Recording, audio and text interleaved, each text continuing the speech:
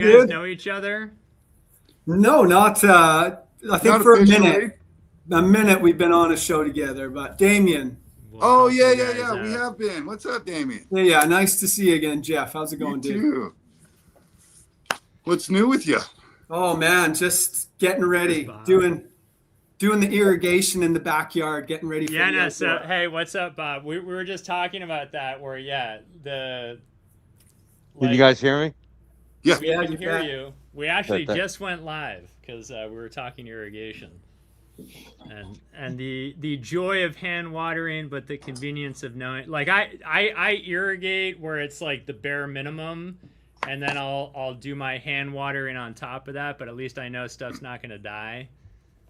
Yeah, I hand water everything. I have been forever, and I'm fixing to, as soon as I get all my cash back from the fire, I'm fixing to invest in some of the tray to grow systems. So I'm going to do, one of my tents is going to be two by four beds with it's basically a 2x4 tray that sub irrigates your whole bed. well, I love that. And Build a Soil they came up, like Jeremy came up with this dope setup where he had his reservoir, and then he had this, I don't know what it was. It was like this chip reader that he could set the moisture content in his bed. So it would only release to the tray when his moisture content in the soil dropped below a certain thing. And that's why I've always hand watered, is because there's a specific amount of dry back that I like, and I do it based off of weight of the pot. So I'm curious how it's going to go with like a percentage, because I don't have actual numbers, but I'm the same indoor, hand water for everything. I like to pick everything up the same as you, Jeff. Check it by weight, and it's quick that way because you know how to judge it. It's the outdoor. Like I was getting into some high numbers last year of plants out there, and it would be a half hour's water in the morning, go to work, come home, water for an hour and a half, like daily. So yeah. I'm trying to cut out the outdoor hand water. Yeah, that served to be an issue for me too. And then right when you think you have it, the temperatures drop and you're overwatering. You're like, son of a bitch. That's been the story of my life the last couple seasons.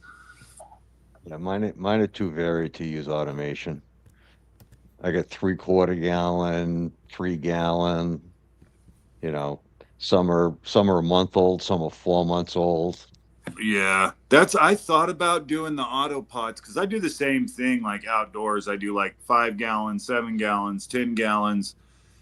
And last year I got really good at like watering the top, and then I would fill up the overflow trays. And by the time I got off work, the overflow trays would be dried up and they would be like just this perfect moisture, like to where I could go out in the morning and do the same thing the next day. So I was thinking like the Autopot system, same thing, sub-irrigated, nonstop, but I can't control it like you're talking about, Bob. When you have like different size pots, Mhm. you have Right. to set up like each pot on its own reservoir, and you're just like, no, I'm not doing that. I'll hand water still. And then if you're Yeah. doing broadleaf and narrow leaf, that totally, even if they're all in the same size pot, you can't. No. Yeah. Yeah. Plus, Ah, the craft. and Joys. you can. It's easy to tell when they stop drinking. Oh, yeah. And I'm looking for Bob. I just texted the images you sent me to my computer, and now I'm trying to. Did you name them anything, or are they just like? No, I just sent you pics. Okay, yeah. Let me. Where the hell? Maybe it's on my desktop. Hold on. David brought me a shit ton of rosin yesterday. Oh yeah, how was that? I'm fixing to try it right now. They're black maple. So yesterday, after we hung up, Peter, I was supposed to go over to David's. He had already left to go to Build a Soil. He went to Montrose for a patient, came back, waited for me, and I took too long, so he drove back out to Build a Soil and then just came over here and we smoked, and I traded him some of my hash for some rosin, and I'm stoked. Dulce de Uva times Surebanger. Oh Great. wait, Bloom. Yeah. Yeah, I just I just sent a pack of that out today. Oh, did you? Yeah, dude, I've been trying to get Harry, right? That's his, I know him as, Yeah. yeah. So I'm trying to get him to come on the show, but the dude is a recluse. All right, Nothing let wrong me with that. just. Nope. Yeah. It's all good to Um, be on the down low. all right, so share again. Actually, I've got a couple of his. The grape pie, Yes. grape cream cake times sherbet O's papaya cake, straw guava times orange mint, and grape pie times OG Kush. Oh, that's the dulce de uva. Well, that sounds nice. Joey does, or he does a good job reading for rosin, man, and he. Lovely. I was actually just gonna start squishing. I was just prepping to squish some of Bob's Miracle of the Fishes into rosin. I'm gonna do a I'm I gonna do want like a 3 hour session, and I'm just gonna keep squishing, and we're gonna make a couple big pots. I want to run some of that. There was going into the, I think it's in that lineage. And it took me all the way back to like 2008, 2010. The blowfish, phenomenal. I still, when I saw that on your breakdown, Bob, I kind of lost my mind because I haven't been able to find that shit for at least, God, at least 16 years. I've been looking for blowfish. Yeah, the cut that I got came from Sacramento. I flew out and got the cut, and that it comes through it everything it hit. It's got that umami. It's not skunky. It's funky, Yep. right? And Yep. and it adds potency to every single thing it went to. And the story on that one's actually really funny. I got a re-vegged cut, so it was literally in the middle of re-vegging, right? Lot of singles, a lot of funkies, and it was maybe 10, 14 inches high.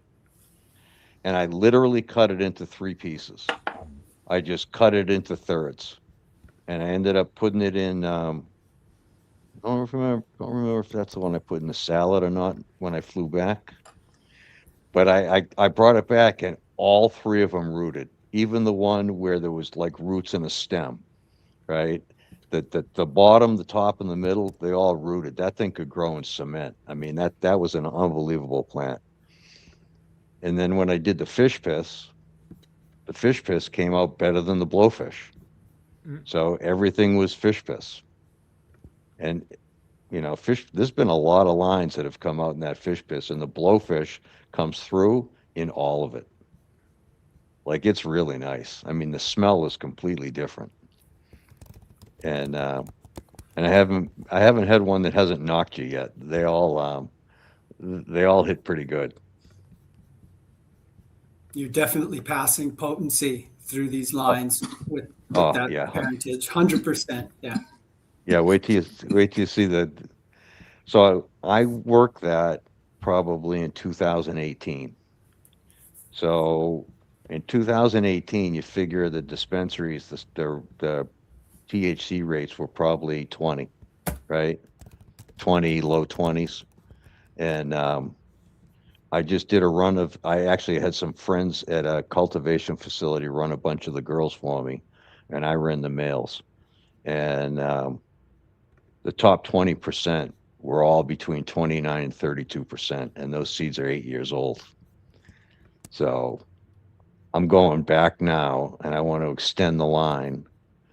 It'll probably take me 2 years just to get to solid F3s because of all the searches I'm going to have to go through. But I'm going to get that fish piss so it's pretty consistent across the board. So, Yeah, I'm gonna have to cop some of that because it really is, dude. Like, there are a few strains out there that I think pass along that umami funk, but there's so few of them. Like, It was a few years ago. I popped probably 20 packs, hoping like all GMO type crosses, hoping that I'd get some of that like funkiness come out, like Chinese foodie.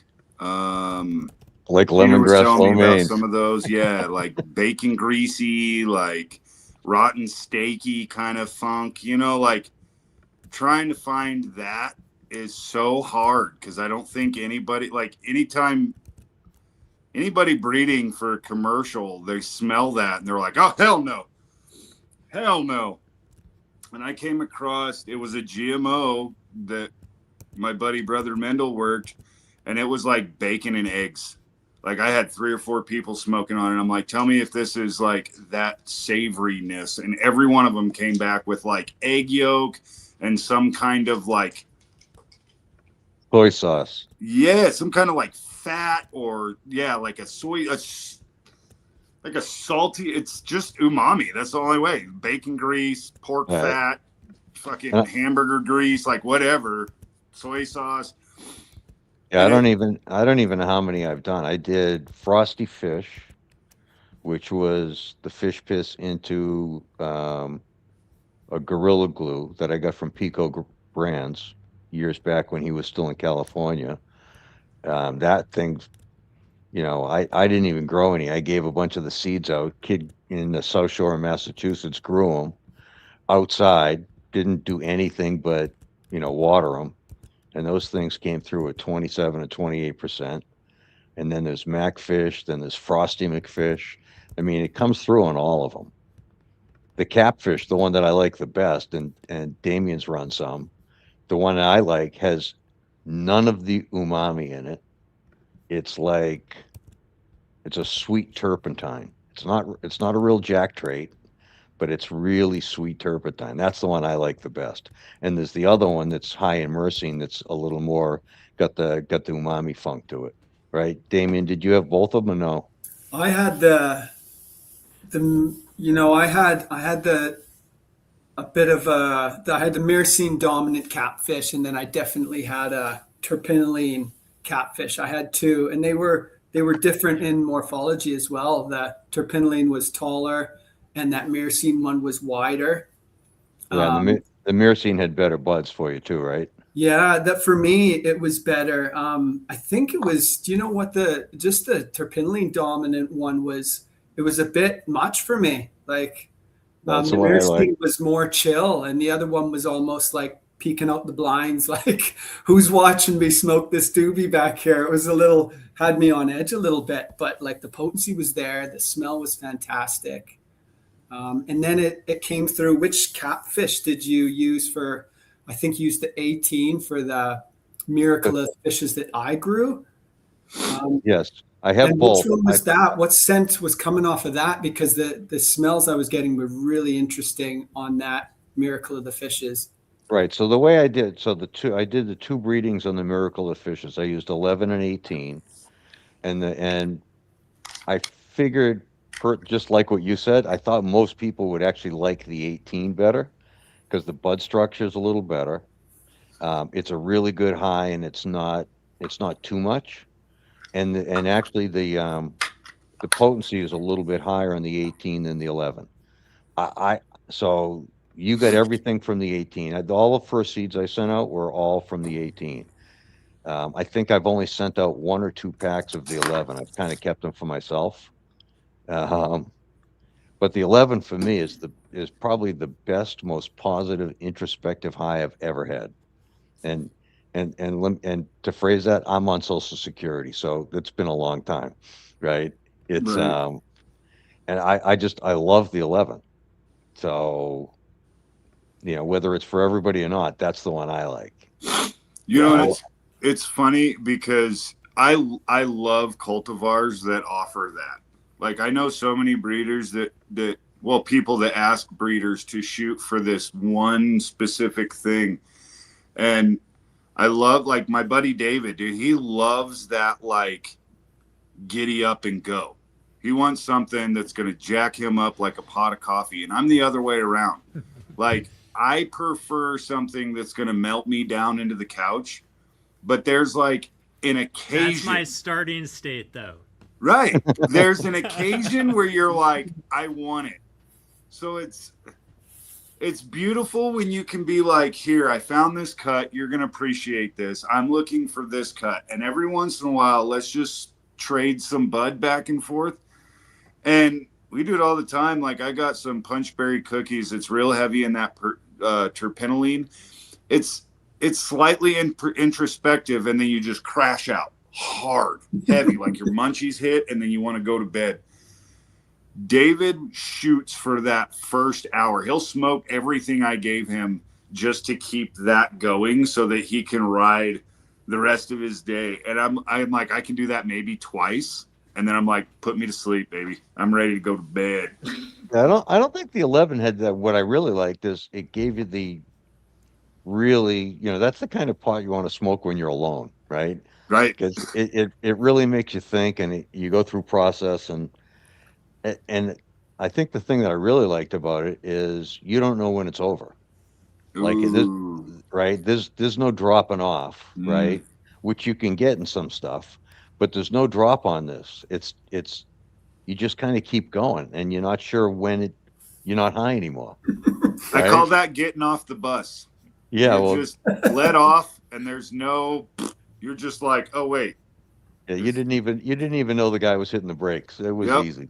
Yep. Yeah, it's almost subtle because it's so much up here. That terpenoline one that I grew out, it was really up here, and you're thinking about the entire world, and like you say, it later on you're still there, and you're not sure if you're still high or if you're still just thinking about the same shit that you had before. Those are fun because it's like the introspective ones like that.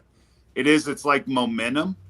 Where, how like when you're talking to somebody, they give you an idea and your brain lights up and you run with it, and then you say something and then they feed you back, and it just keeps like snowballing.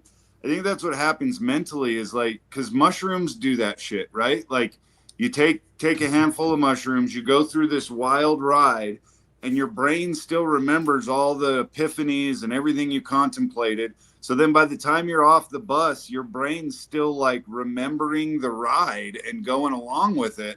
And that's the thing about those introspective ones is you'll be sober and having dreams that you're still high. Well, it's like what I really like it's metacognition. So when I first smoked it, it made me think about why I was thinking a certain way. Right. So literally, I was thinking about real estate. I'm thinking about this. I'm thinking about that. And then all of a sudden, I started thinking, why am I thinking the way I'm thinking? And it kind of blew me away. So that's what mushrooms do to me, Bob. I can't stop it. Yeah. And so what I did is I literally didn't smoke anything for a week. And I went back to see if it would happen again, or it was just an environmental occurrence. And it happened again, and I'm like, okay, this is my plan. Yeah. Because we're all growing stuff, right? And everything, your best plant is the last one you grew. That's for most of us, right? We all like the stuff that's coming out now. I've already gone through 2 or 3 iterations on different stuff, and nothing's come back that's going to beat the Catfish 11 for me. Right? Have you bred that into any? Have you found that to come forward in anything else? Well, like with Damien, I actually passed out the 18 Catfish, but not the 11. I think honestly, I think I might have sent a pack to somebody who asked me, and I think there's only been 1 pack. The 18s were the one that went out there, so I don't really know if it passes through. What I got a commitment from one of the facilities out here. I think we're going to grow 20 or 24 of them outside full term. Oh, that'd be awesome. Dude, because that's like that shit's perfect for right now because it's an absolute depression fighter. Mm-hmm. Yeah, no, it's great. I mean, like you said, you like the other side. I don't want to mix them up too much. So like I did a whole bunch of work on lavender. So if somebody needs, nap time and somebody needs to just absolutely chill, then they get the lavender. So I did that. I did that one actually for friends. Like I'm like Peter. I don't need the lavender. I need the other side. But, my friends were asking me for it, so I did a bunch of work over the years on the lavender too. Oh, lovely. I've got to have both. Like today, doing the irrigation in the yard, it was the same last year when I was puffing the catfish. I would do all my garden work on the catfish last year, and like now I'm smoking the Burmese Vietnamese cross that I put together. Yeah, And that that looks good. stuff, yeah, and that stuff gets me going and it keeps me working. And I'm so buzzed out, like I just get lots done, and that's what the catfish did for me. That was But don't the you feeling. find those are like, for me, they're so strong. I could smoke a half a joint and that shit lasts me till I'm like done with my day and I'm still wired. So I'm like, I've got to smoke 3 heavy ones to like level out and then relax and then go to sleep. That's exactly why I need both, because I'm still buzzing off of the Viet Burmese today, and then in a couple hours I'm gonna need to like be brought down, right? Yep. And I'm drinking coffee with these sativas too, right? Bro. So it's coffee and it's like getting buzzed. That's why I always feel bad, because I'm sure people are like, my God, Peter does not shut the fuck up. But it's like when I'm smoking that stuff and like pounding coffee, I'm just fucking chatty. That's how I am sober. That's why you like the couch lock. Yeah, see, we all have our different, chemistries, and I got need to this. buzz up. I tell this story all the time because it's like the first time it ever happened to me. I had this Roberts Creek Congolese. I think it came from Kev or Tony through the pipeline of my friends. And I was so excited because all the hype was, this is super heady, long lasting, no ceiling. You won't even realize when it's done. And I just got geeked on it. So I rolled like a joint the size of my thumb with a big fat cup of coffee. And I smoked that thing down, 1 cup of coffee, 2 cups of coffee. By the time I was done, I was like peeking out the window. I thought my heart was going to beat out of my chest. I could like hear my thoughts through my eyes. I was so high. And then it was those cultivars are great because they reduce my coffee intake. Like I can go from like 4 fucking cups to like 1 and a little joint. So they're useful across the board. I will always go towards those like bring me down because I'm like this all the time, just fucking. It's one of my favorite or funniest memories is we were living in Brooklyn, and I was living with my brother, one of his friends, and actually one of my friends from high school who, when we were both in college, we would pool money to buy weed and mushrooms and ecstasy, and then he'd go to Western Mass to sell it to all his friends. I'd go down to Providence to sell it to all my friends. And that friend lived with us when we first moved to New York, or when I first moved to New York.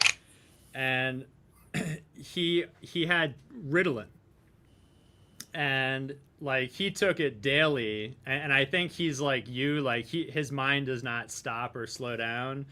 I would take it every once in a while, and I'd be like, I'm gonna get a whole lot of shit done. And I remember one day we gave it to my brother, so it was the first time he had ever done it. And it was just the funniest thing watching him. He turned into like Rosie from the Jetsons. Like he was like cleaning everything everywhere. Could not stop. Was just clean, like all over. And I was like, this is amazing.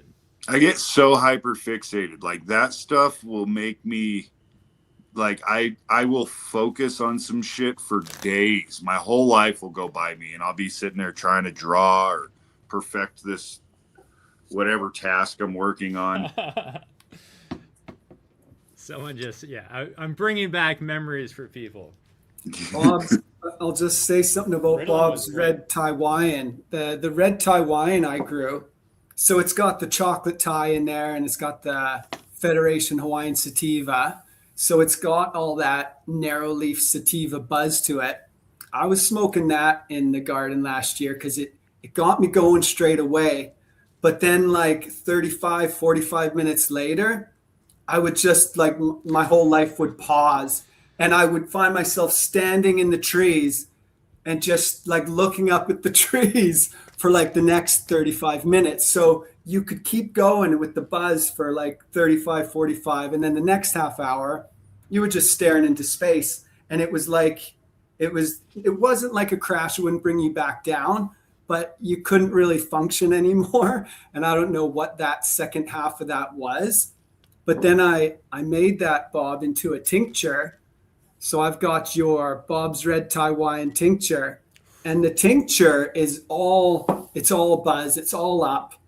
And I thought it was going to do the same thing as smoking the flower, come up and bring me down a bit.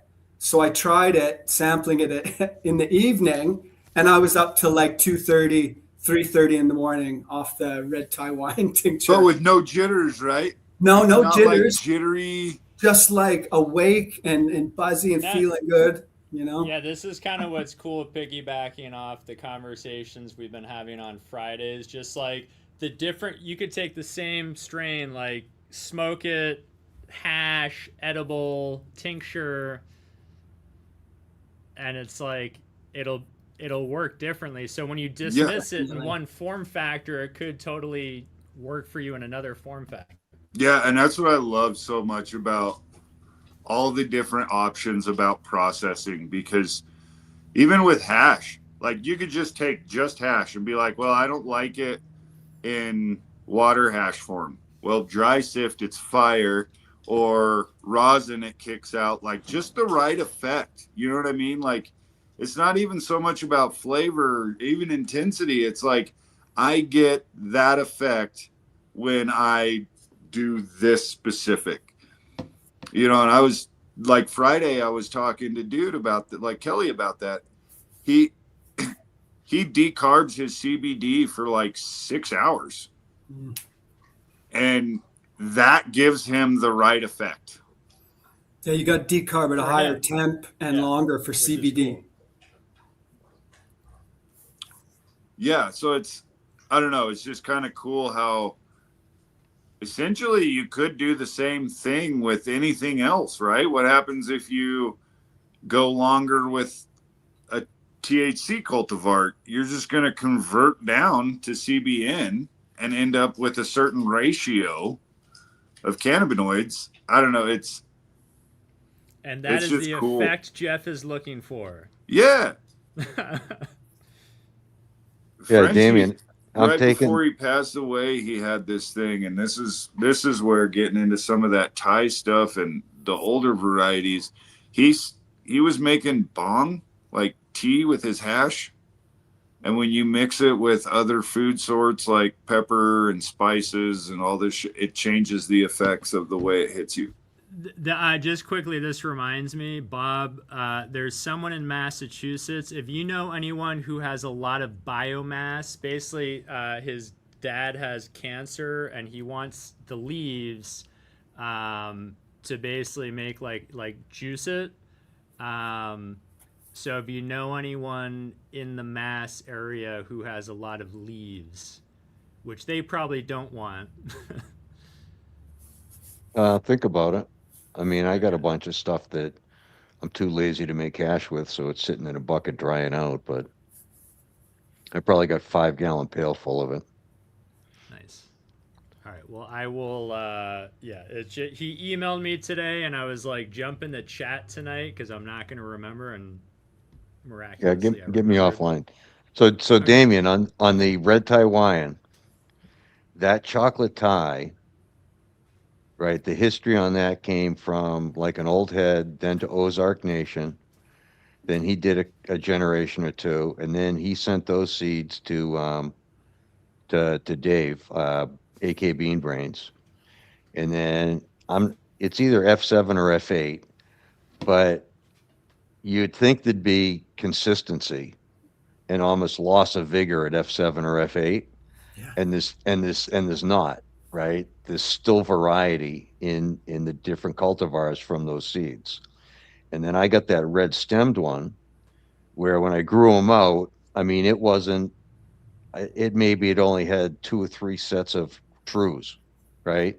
I mean, it was, it wasn't even a juvie yet, right? It's still a baby, but the stalk, the stem was completely red. And Dave says, he goes, that's the one. He goes, the rest of them are going to finish at 12 weeks. And he said, at 12 weeks, that one's going to start putting on weight and it's going to go to 16 weeks. Oh, nice. So we kept a bunch of them, but that was, and that, I don't know if I had that tested, but that's the one where you're high and stoned, Yeah. right? Right? Some parts high, some parts stoned. You're high and stoned on that from that chocolate tie. So from JR out in the Northwest, I got his cut. I didn't get a seeds. He sent me a cut of the Federated Hawaiian Sativa, and that was a beautiful plant. Kind of smelled like citrus shoe polish. Like it was really kind of funky, like great smell. But the Federated Hawaiian Sativa, it's kind of larfy, right? It's not putting on those big buds. So then I bred it to the chocolate tie, and actually what I did was I reversed that red stem chocolate tie. I didn't want to take a chance on the other males because and actually I used them for a different project, but I wanted that specific plant into the Hawaiian, so I reversed it and only got a couple of seeds.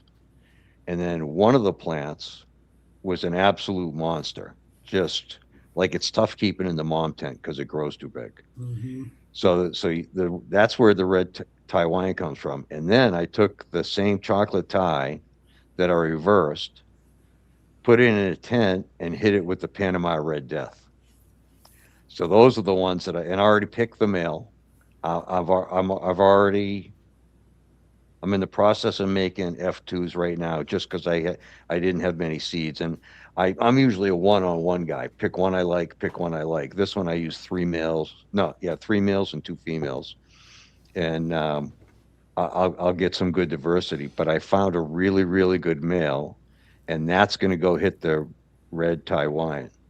So the mom, no, the dad of the red Taiwan is the mom of the chocolate tie with the Panama red. So it's the exact same plant.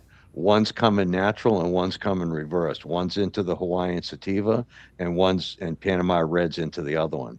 And I'm bringing those two together. Like it's taken me, it's taken a couple of years, but I'm expecting this to be really, really good because all the plants were super plants and none of them gave a really racy buzz, but it's all up and it's high and stoned. So my guess That's a is I'll have, great description. That high end stone. That's what I was feeling last year, puffing that, because it was you come up right away, yeah, and then you're in this fog, this stony fog, but you could still get things done. But that I think I saw your mail. I think a week ago you put a post up of yeah, it this looks pretty mail good. that you're using, and those big male flowers. They looked just like the size and the stacking of the flowers from the red Taiwan I grew last year, like big, long stackers. So that male, yeah, I mean, just visually, he's going to do something Yeah, nice no, yeah, across. I kept three of them right till the end and they all looked pretty good. And then I really wanted a good flower set, right? Because I need to tighten up the Ah, Hawaiian a little bit. So I want all that effect, but a little bit tighter bud structure. I think that male's going to do it. But I'm really, really looking forward to these. It's this they're the guy. front. Yeah, that one. Yeah, Yeah, looking. and I took the other two in case something happened and put them in the garage, and I keep watering them. They're still alive, just in case I need them, but I'm not using them. Yeah, they're great plants, and this all that whole generation, I only got 8 seeds. So Jeez. it's not like I had a big selection process. I literally only got 8, and yeah, the Panama Red Death, I have no more pollen. Hmm. It literally was the last bit of stored pollen I got, so I was pretty happy just to get the 8 seeds because You can work with it. that pollen was pretty old. I could still go back and find it, but that's a year and a half to go find another male again. Just But quickly, can you hear us, Josh? And you're on mute. Up. Yeah, I can. I was just, I was actually in the car. I should be stopped here in just a minute. So I was just kind of listening in. Great to hear somebody still working with the chocolate top. That's a strain I've worked with quite a bit. You talked about it getting really big. I don't know if you ever saw the old forum with Trollo and the OG chocolate tie that he grew out from the 3 packs that were auctioned off back in the day. Those things were, they literally grew out of his greenhouse. They were probably 18, 19 feet tall, maybe 20. They were insane. Just quickly, Josh, when you come back, when you unmute, check your audio, your microphone source, because you sound like you're in a fish tank.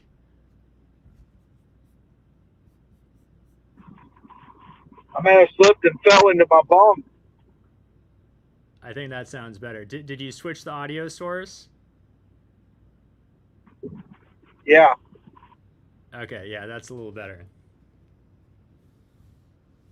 And what's going on with you? Also in Massachusetts? Yeah. It's good to see everybody. Sorry I'm late popping in. Just, still at it, breeding and consulting and trying to navigate the waters of the industry as they are. You know, just trying to figure out what's ahead with this November 11th, 12th situation and seed sales. But yeah, I got some interest in breeding projects going on. Getting ready for outdoor season. Pretty stoked about that. Hopefully, we're gonna have a good year this year. Bob, are you hopeful for the Mass outdoor season? Did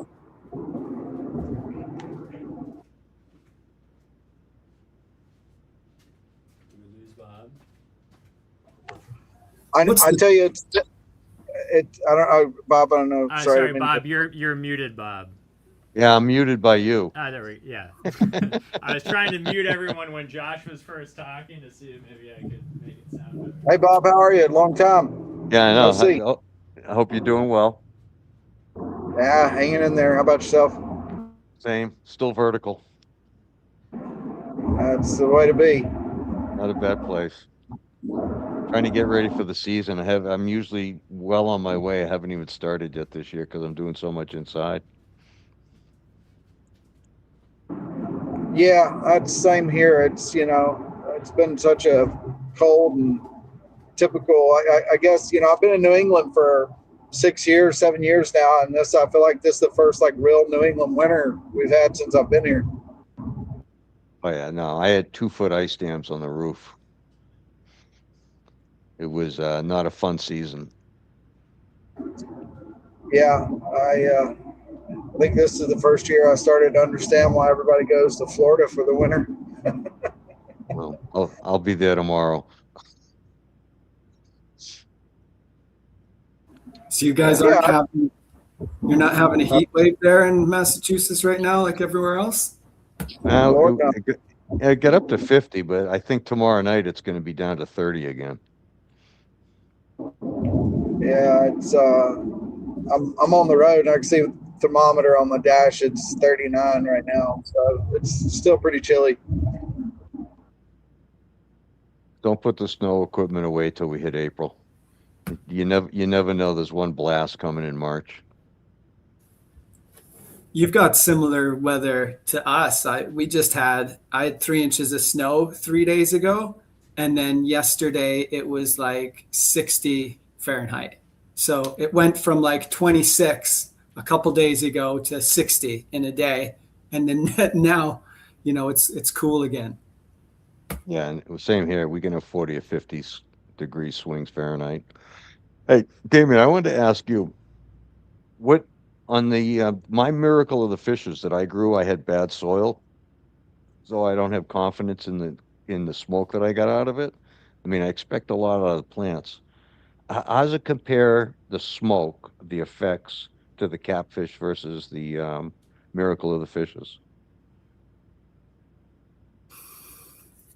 Like not the effects, but you mean like the quality of smoking the flower? Is that what you're saying? No, either. I want Okay. what's your take on the difference between the two? Yeah. So for me, they're definitely different.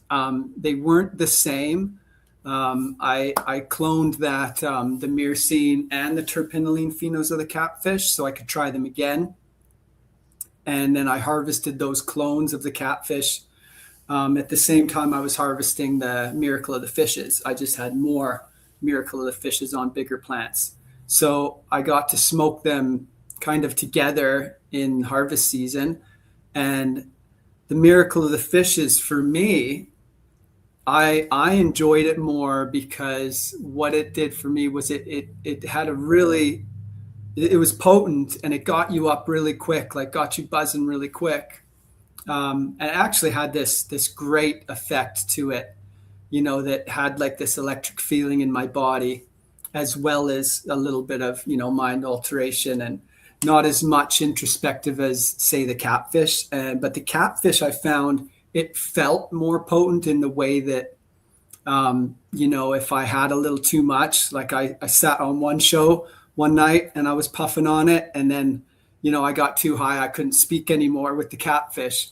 But the miracle of the fish is there's something in there, like it gets you really high and you're really high and you're like, holy shit, I'm high. But it was more bearable for me, and it was like I could do more, and I was just more comfortable. I was more comfortable in the feeling, and it was more of it was a little bit more enjoyable for me, just because I do smoke a lot of narrow leaf, and if I all of a sudden hit something super potent like that catfish, then it can give me a little bit of anxiety, which is what happened when I took too much of it. So I think you have a little disclaimer on dagga. I don't know who wrote that up, but I think it says, if you read up about the catfish, if you're buying seeds, I don't know if they're still available, but I think it says it's not, not for beginners or something like that. And I would agree. Like it's very good smoke, but for me, the catfish is like a few puffs, and the miracle of the fishes, I could certainly have a half a joint and be really high, but more comfortable in the high. That's what I felt effect wise between the two. And then terpene profiles were so different. That miracle of the fishes had like this crazy spicy roast dinner type thing. There was some savory in there, and I don't know if that's that umami coming through, because it's almost like this roasted parsnip, but with something incensey and spicy in there. Not like a carrot or anything like a Southeast Asian, not like that, but like a roast dinner, like a spicy parsnip, and incense is coming out of that miracle of the fishes. And maybe that's that umami coming through, but in a different way. I wouldn't call it umami. And then with the catfish, that myrcene pheno was very orange peel, I didn't really get mango off of it, but I got like a dark orange peel off of the myrcene. And then the terpinolene pheno was similar to what you said about like a sweet turpentine. So very different terpene profiles, and the effects were very different as well. The equaling factor between the two was potency. They were both highly potent. It was interesting you said about the quality of the soil. Those miracle of the fishes plants, I thought were very resilient. In the middle of the summer here, it gets hot and dry. And I think I had those in 7-gallon fabric pots. And I would work long days, come home. Those pots would be dry as a bone. And those plants were 8 foot tall in these about 7-gallon pots.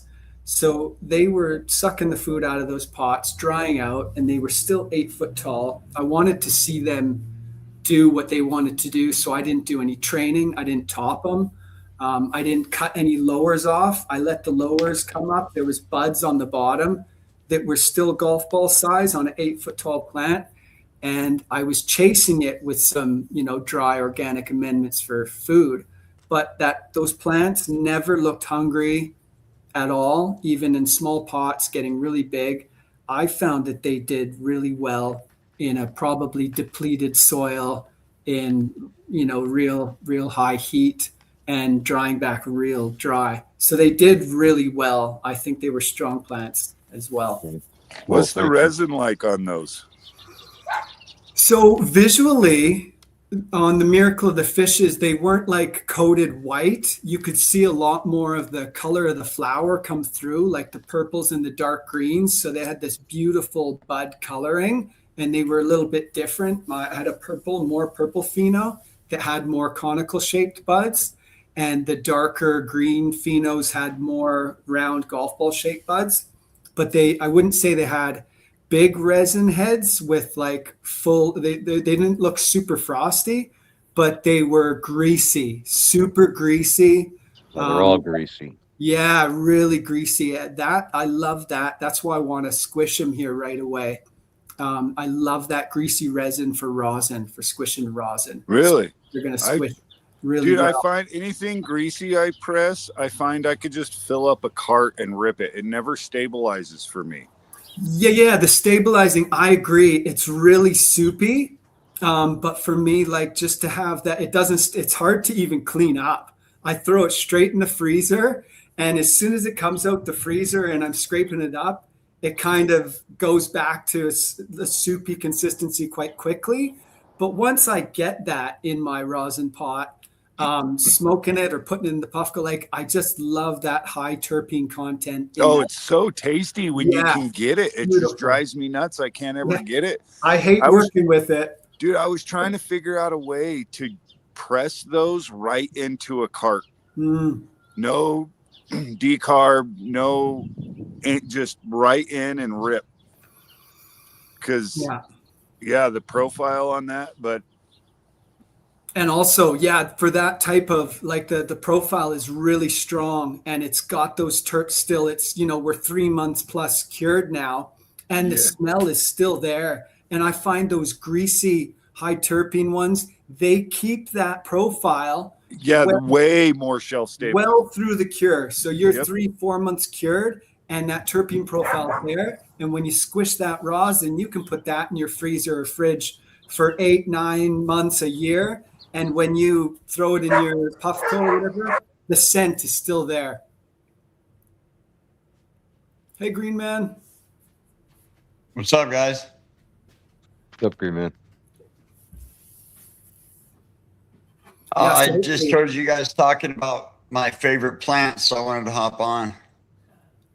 You like the catfish, hey? Yeah, I've had a lot of experience with it, so I figured it'd be cool to hop on. And also, I got some crosses with the catfish that came down from Damien and that I made myself that are coming up. Yeah, I crossed with the Vietnamese. I put the Vietnamese 3 or 4 males. I put on the terpinolene pheno of the catfish, the taller. Have you grown any?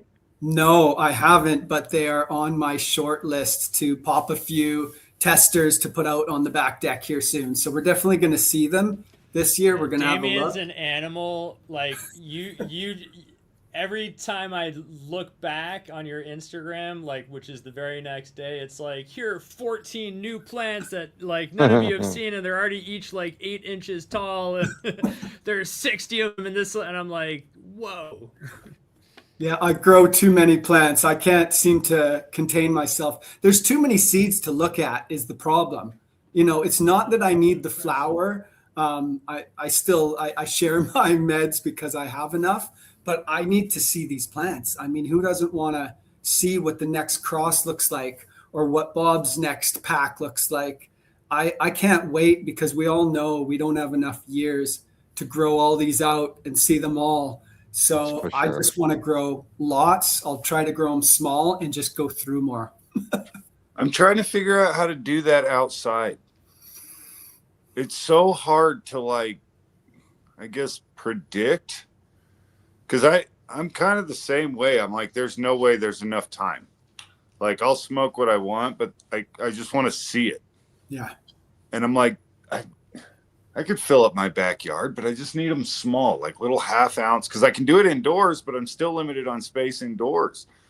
So I'm like, let's kick off like 200 just half ounce plants. How do you do, you know? Yeah, that's what I was doing last year. I mean, I had my outdoor setup, 20-gallon pots were full, all the in-ground was full. And then I just kept popping seeds and I just kept bringing out 2-gallon pots. And I ended up with like 40 other 2 and 3-gallon pots in the backyard, just because same thing. I wanted to see, the different varieties. I looked in my fridge and tried to figure out the math, and I lived to be 300 years old.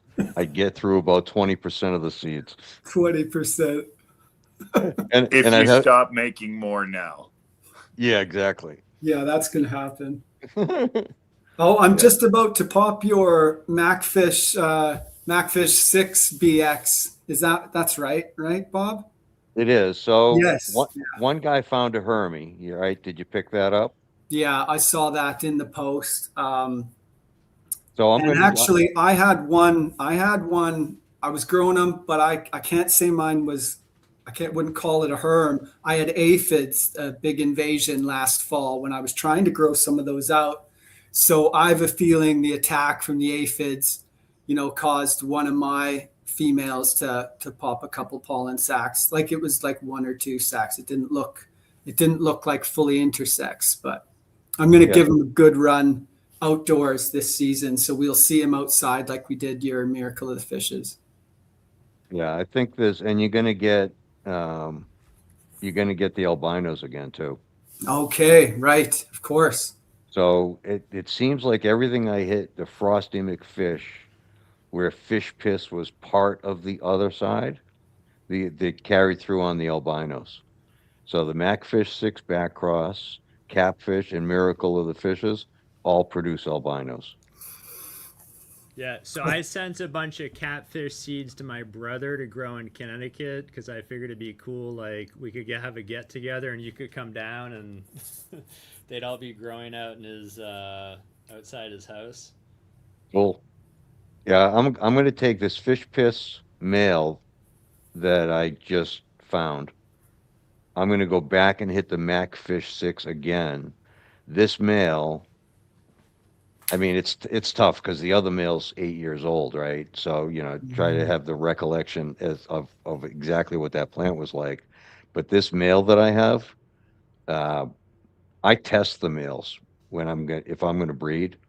I let them go into flower, and 1 to 2 weeks into flower, I try to keep everything the same pot, same food, same size, same feeding schedule. I try to keep everything identical.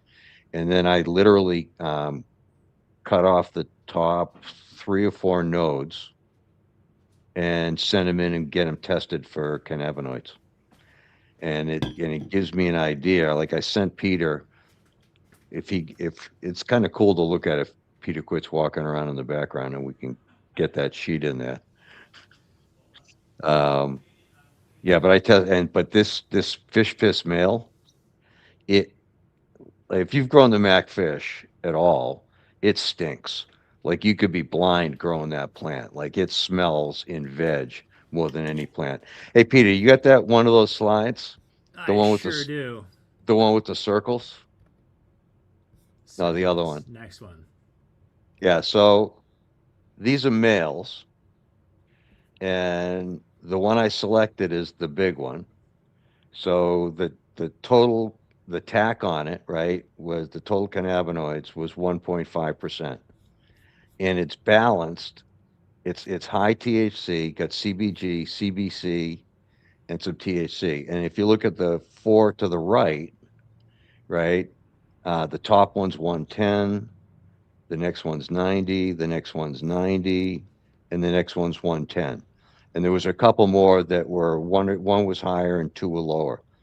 But it works like I thought it would work. You get 60% in the middle, 20% on one side and 20% on the other side.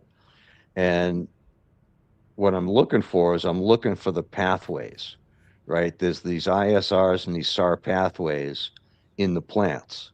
So I'm looking for the male that has the ability to have better pathways. And it doesn't, I'm not guaranteed anything, but I just think that if it's showing that it can produce more cannabinoids even at a young stage, then the plant has better pathways available to send up the stuff through the system that's going to produce a higher rate of cannabinoids. So, and it, as it turns out, this one blew away the rest of them, and it was the stinkiest plant, and it still is the stinkiest plant. It's a beautiful male. So this is the fish piss that I'm using. So, and I send them to when I go through and I'm really looking to extend something or do a good project, I generally send everything to the lab. And then it's got to make it to the end. You know, it's got to have the right flower set, it's got to have root growth, all the other stuff. But this is something I kind of like doing. Yeah, those numbers look great. And I think there's something to be said about CBG being in there with THC for potency.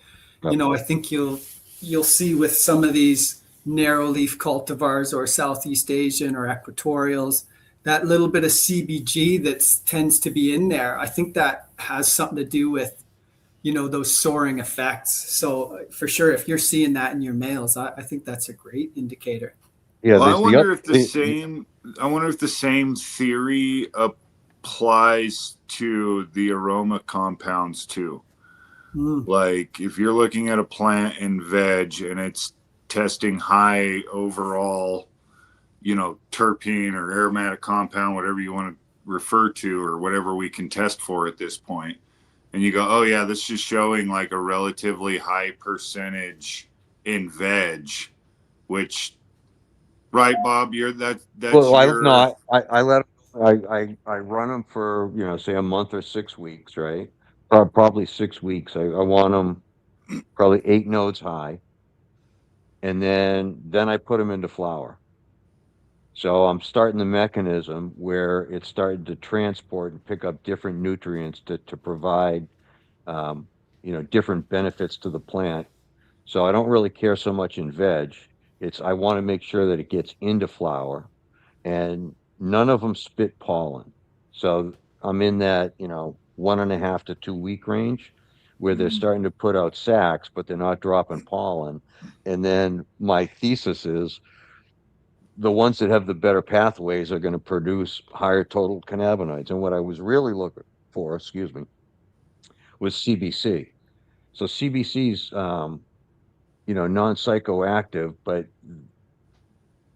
you know, you can't say for sure anything because the science is always a little sketchy because there's not a ton of it. But CBC is supposed to be pretty good for nerve pain.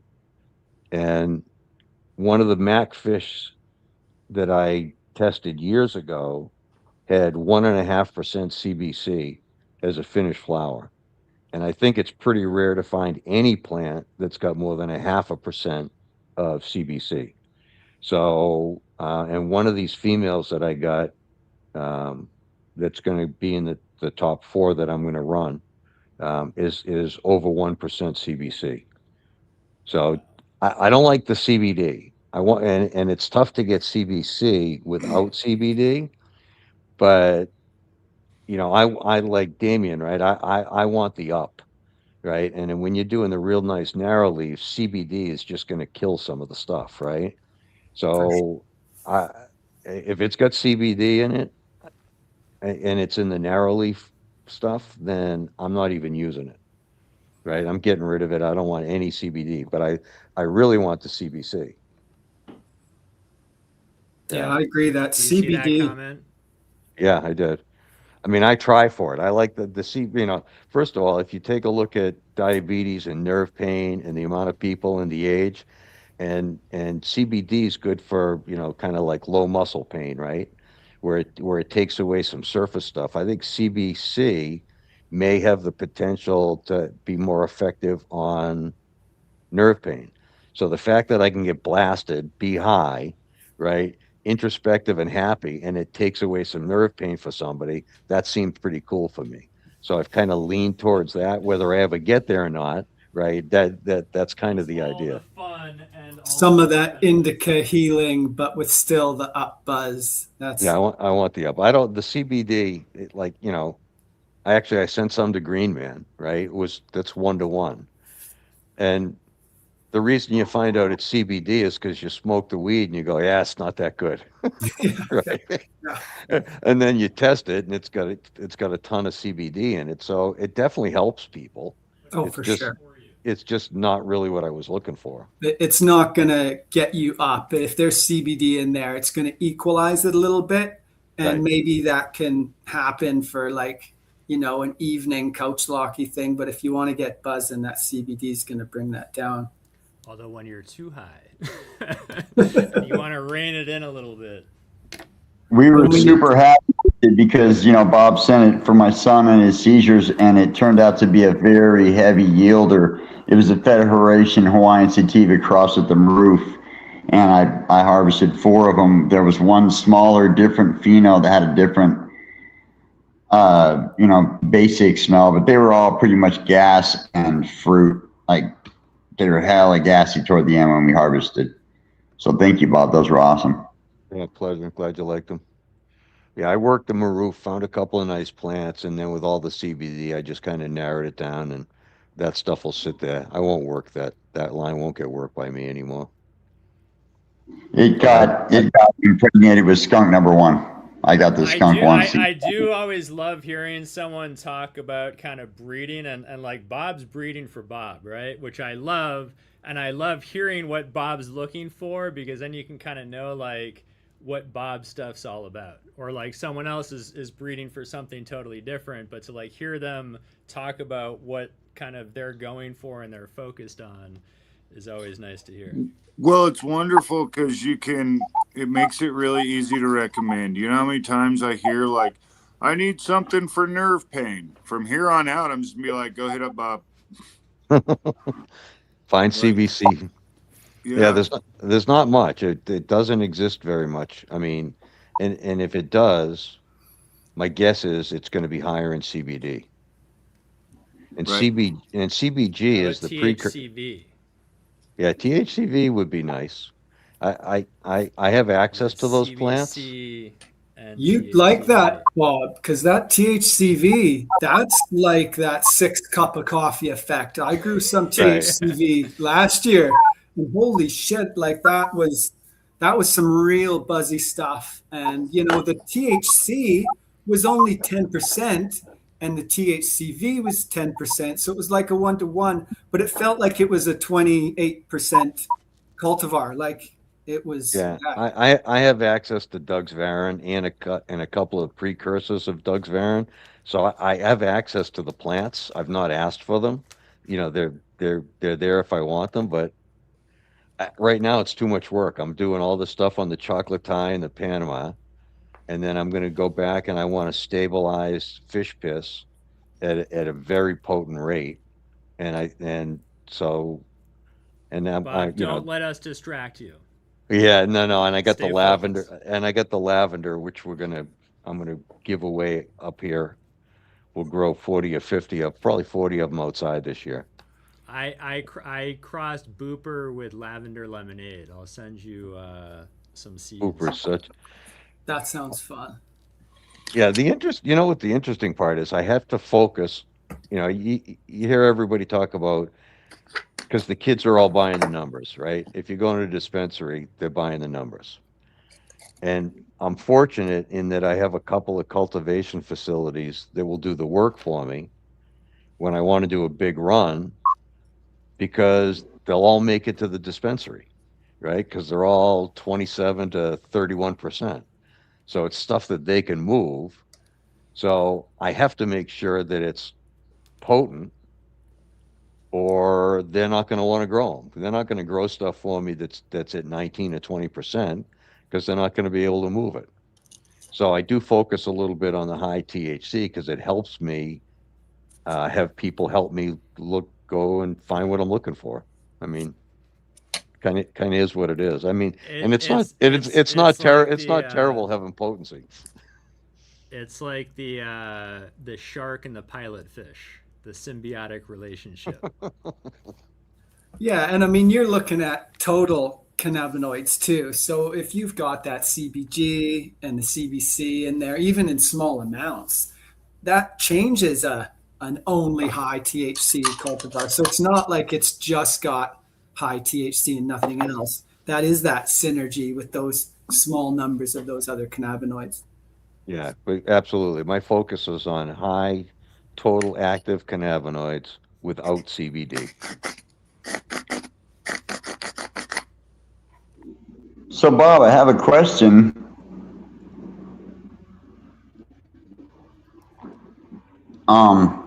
I popped a lot of those catfish last year. You sent me that pack. Thank you very much. I finally got more than one plant out of the deal, and I got to see quite a spread. And there was a ladyboy. You know, it just went full ladyboy on me. It had 50 or more full-on male flowers hanging down below all the buds. And I caught it just when it happened and took it right outside in the rain, and it didn't get anything else pregnant, but it got itself pregnant. And, you know, I Junk got a the bunch of. seeds. Yeah, don't grow What's the that? seeds. Don't grow Don't those grow 'em? seeds. No. I mean, I don't like any herms at all. We've had a lot of the catfish, very few. You know, Damien said he had a couple lowers that happened on one plant for him, but I've not seen any herms on the catfish.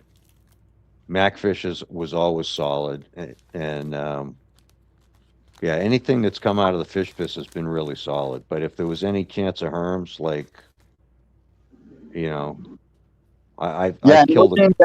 it was just one of those things because there were 6 other catfish plants in the room with it and a whole bunch of other plants, and nothing hermed, just that one plant, you know? Right, But it but was attacked by aphids.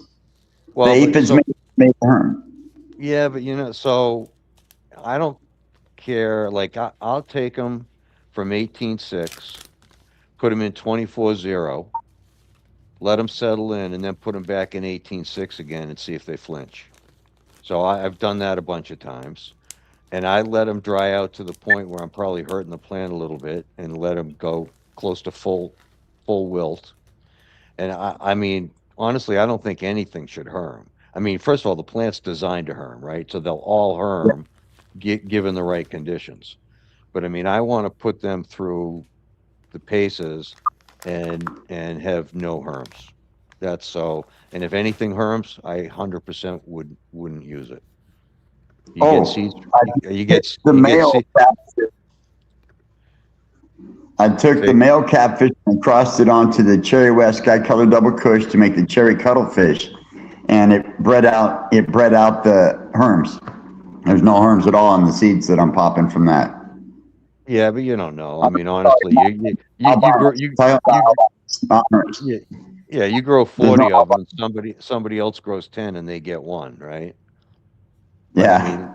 I mean, I've run a bunch of different strains, and you know, I just did that hallowed ground, which I was disappointed in because I love the genetics. Santero, I think, is a very good breeder, right, overseas. And I went through a whole process. I'd lined up where my outcrosses were going to. I had it planned out for 2 or 3 years, and I got 3 herms.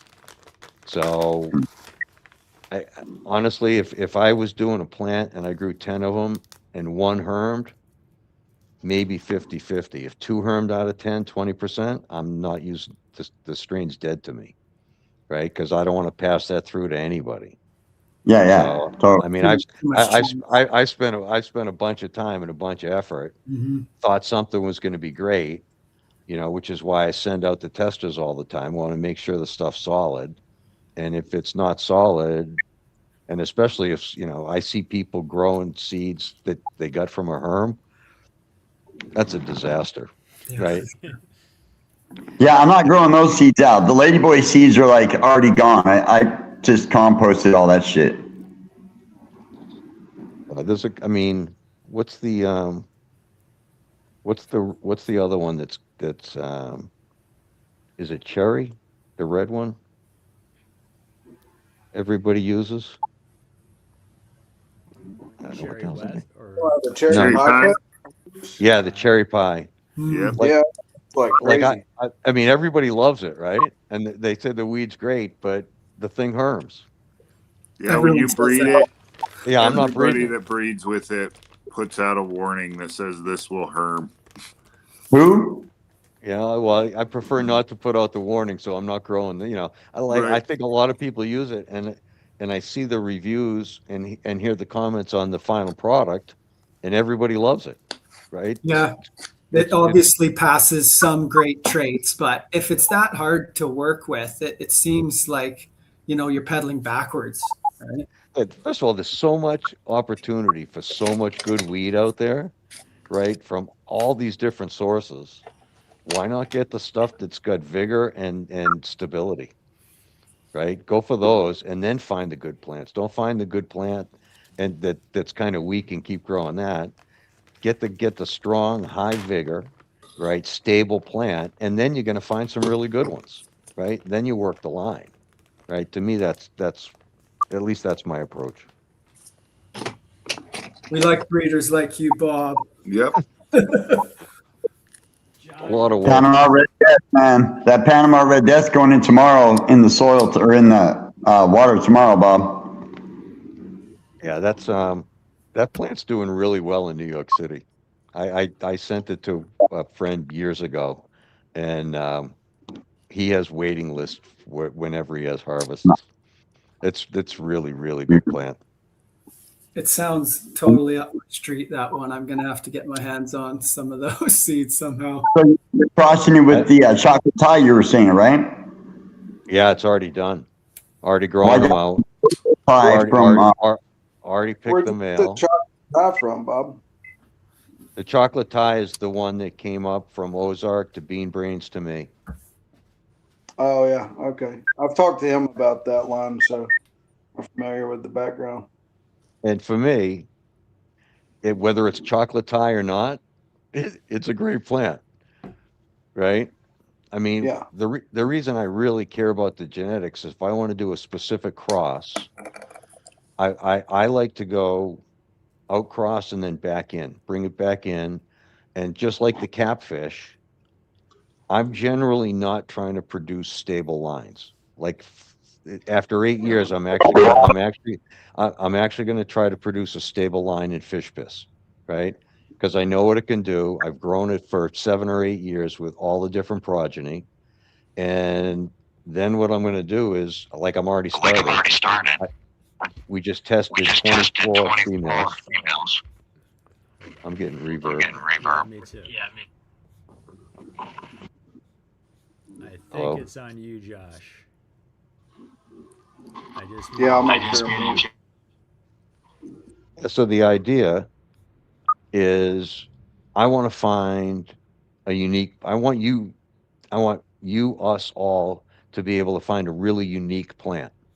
So the majority of my breedings are I take something that I think is special, find what I think is a good match, bring it out, and then bring it back with another pair and try to create recessive traits, which I know worked because we got the albinos, right? And if you look at the numbers, they say you should get an albino out of like 1 every 1,000 plants. Well, guess what?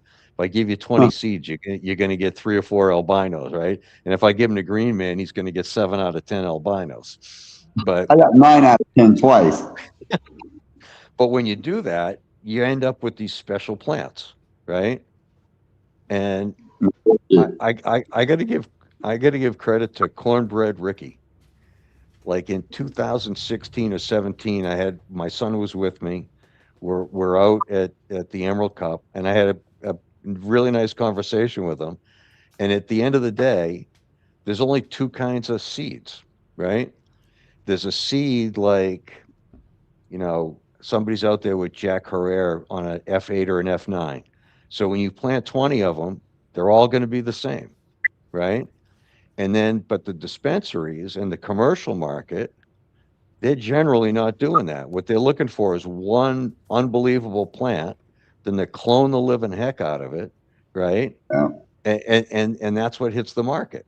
So if you think about it, the way that I've tried to do almost all of my breeding is I expect different plants to come out of that one breeding. You're making pheno hunting a real big pain in the ass, Bob.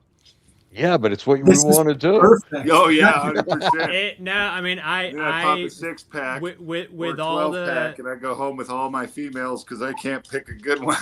I'm like, all 6 They're are all good. good.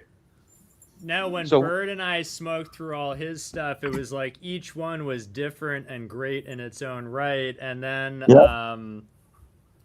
blanking. Someone sent me some catfish crosses and then pure catfish too, and like their stuff was fantastic too. Oh, that's Well, it's the- wonderful because it's like it's directing. Like everybody's just doing a bunch of, I don't know how to put it. It's like misguided pairing. Like you see all the same Sherbert runs, you know, all those crosses just keep coming together.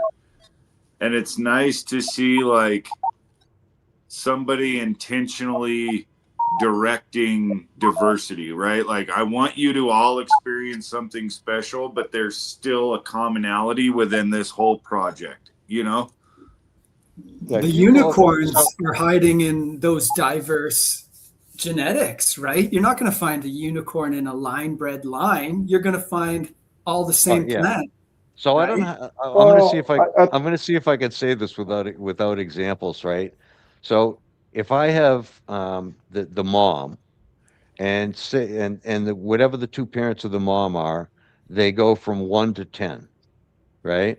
And what happens is 1 and 2 are going to be to the dad, and 9 and 10 are going to be to the mom, and the 6 in the middle, right, are going to be a combination of the two. So if you take 1 through 10, what I'm doing is I'm taking 2 different breedings, but I'm using one exact same plant in both breedings, like I'm doing with this chocolate Thai, right? So I reversed the chocolate Thai, which made the red Taiwan. So when I pick the red Taiwan that I want for my future project, I'm picking the one that's like number 4 out of 10. I want the plant that's a little less chocolate Thai. I want the Federated Hawaiian to be a little stronger in that cross than the chocolate Thai. So now that one's on the side. Now I have a separate breeding with the chocolate Thai and the Panama Red Death. Now what I want is I want the same 40%. I want the Panama Red Death influence to be just a little bit more than the chocolate Thai. So what I'm figuring is that when the alleles go to fight each other, right, when the DNA gets recombined, you got 2 plants that were like 40% chocolate Thai, 60% Panama, and 60% Hawaiian. So when Right. you actually bring them together, now The chocolate increase. there's more chocolate Thai, even though the alleles that you brought together were less favorable for the chocolate Thai. And if you do that, that's actually how you bring out recessive traits. Right. Right. And it works. It's actually, we did the video a long time ago or a while ago, Peter. It's called, what is it? Like transgressive separation or something like that. I love Like that. I forgot what the Whoa. title was. Excuse me. But so it takes a while to do the breeding, right? You're not doing that by accident with 2 plants. Like it's intention that when I start something, I already know where I want to be on the 3rd generation. And then Right. I'm hoping, and then what I really do, I'd add one more thing. If I have those 2 and I got the same 40%, you guys are with me on how I did that, right? And Yeah. I'm favoring the slightly. Then what I'm going to do is I'm going to run 20 or 30 or 40 plants, and I'm going to take all the females and I'm going to test them. And then I'm looking for the standard deviation in the TS. Let's say I'm doing THC, which is what I do with total active cannabinoids. I'm looking at the total, right? Right. I'm looking for one that's 24 to 28%. And then I'm looking for the other one has got 22 to 30%. So what I'm going to do is I'm always going to take the highest one as the female, and I'm going to take the one that's the most steady as the male. Because if I did it the other way around, I got a shot of getting a 22% male instead of a 30. Whereas if I Right. do it in the male, so when I do that, and then I run all those out before I decide which is going to be the mom and which is going to be the dad, I'm looking at the standard deviation amongst the bunch of plants, which tells me more likely what's going to be able to flow through from the male. And then you do I all want to that, hear and then Josh's hold on. thoughts on all this. Then you find out that 2 of them herm, and you wasted 2.5 years, and you throw them all away. But excuse me. But I think I mean, I thought it would work, and I think whether it's anecdotal or not, I think it works because it worked with catfish, right? We got some great plants.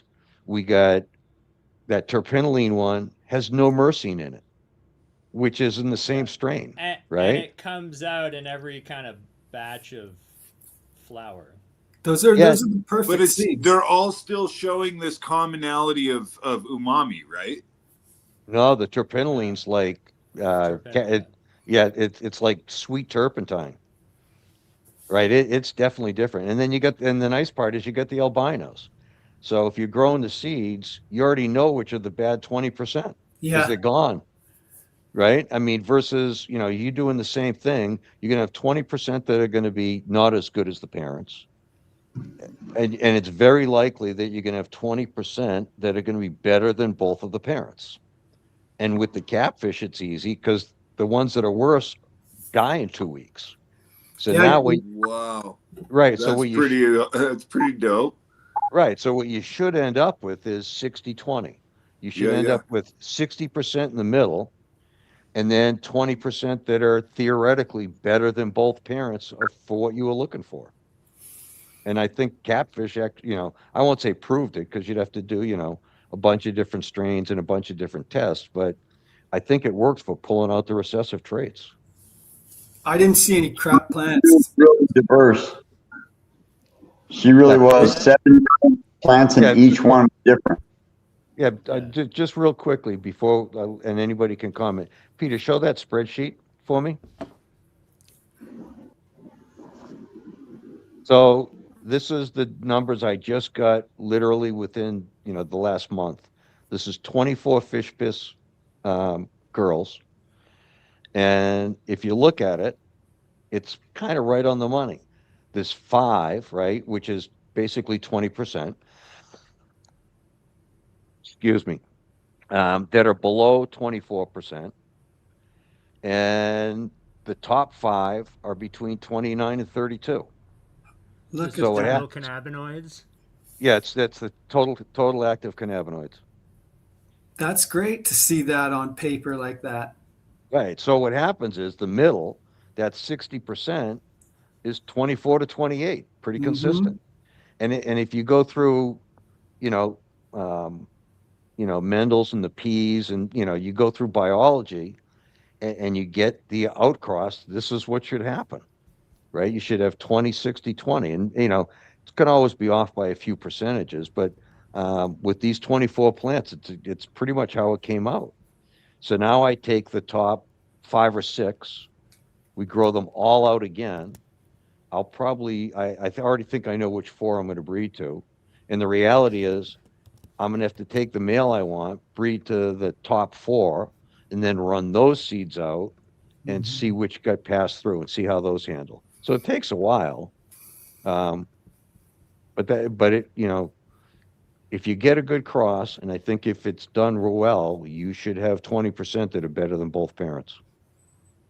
And that's what we're looking for. Those are those unicorns you're looking for, and that's how you're going to get them. Right. Yeah, I don't want to breed something that's the middle. Right? I'm not selling seeds. I'm not selling them to a farmer who's going to plant, a couple thousand seeds in a field, right? I'm just looking for great plants. Yeah, I love it. I've heard you say before, Bob, you want all your friends to be able to say Bob grows great weed. That's it. And that's what your plants are saying. Hey, I don't get any money. It's strictly for vanity. I like it. Josh, you with us? If you are, you're muted. Yeah. Oh, sorry. Yeah. Yeah, I was having some audio issues.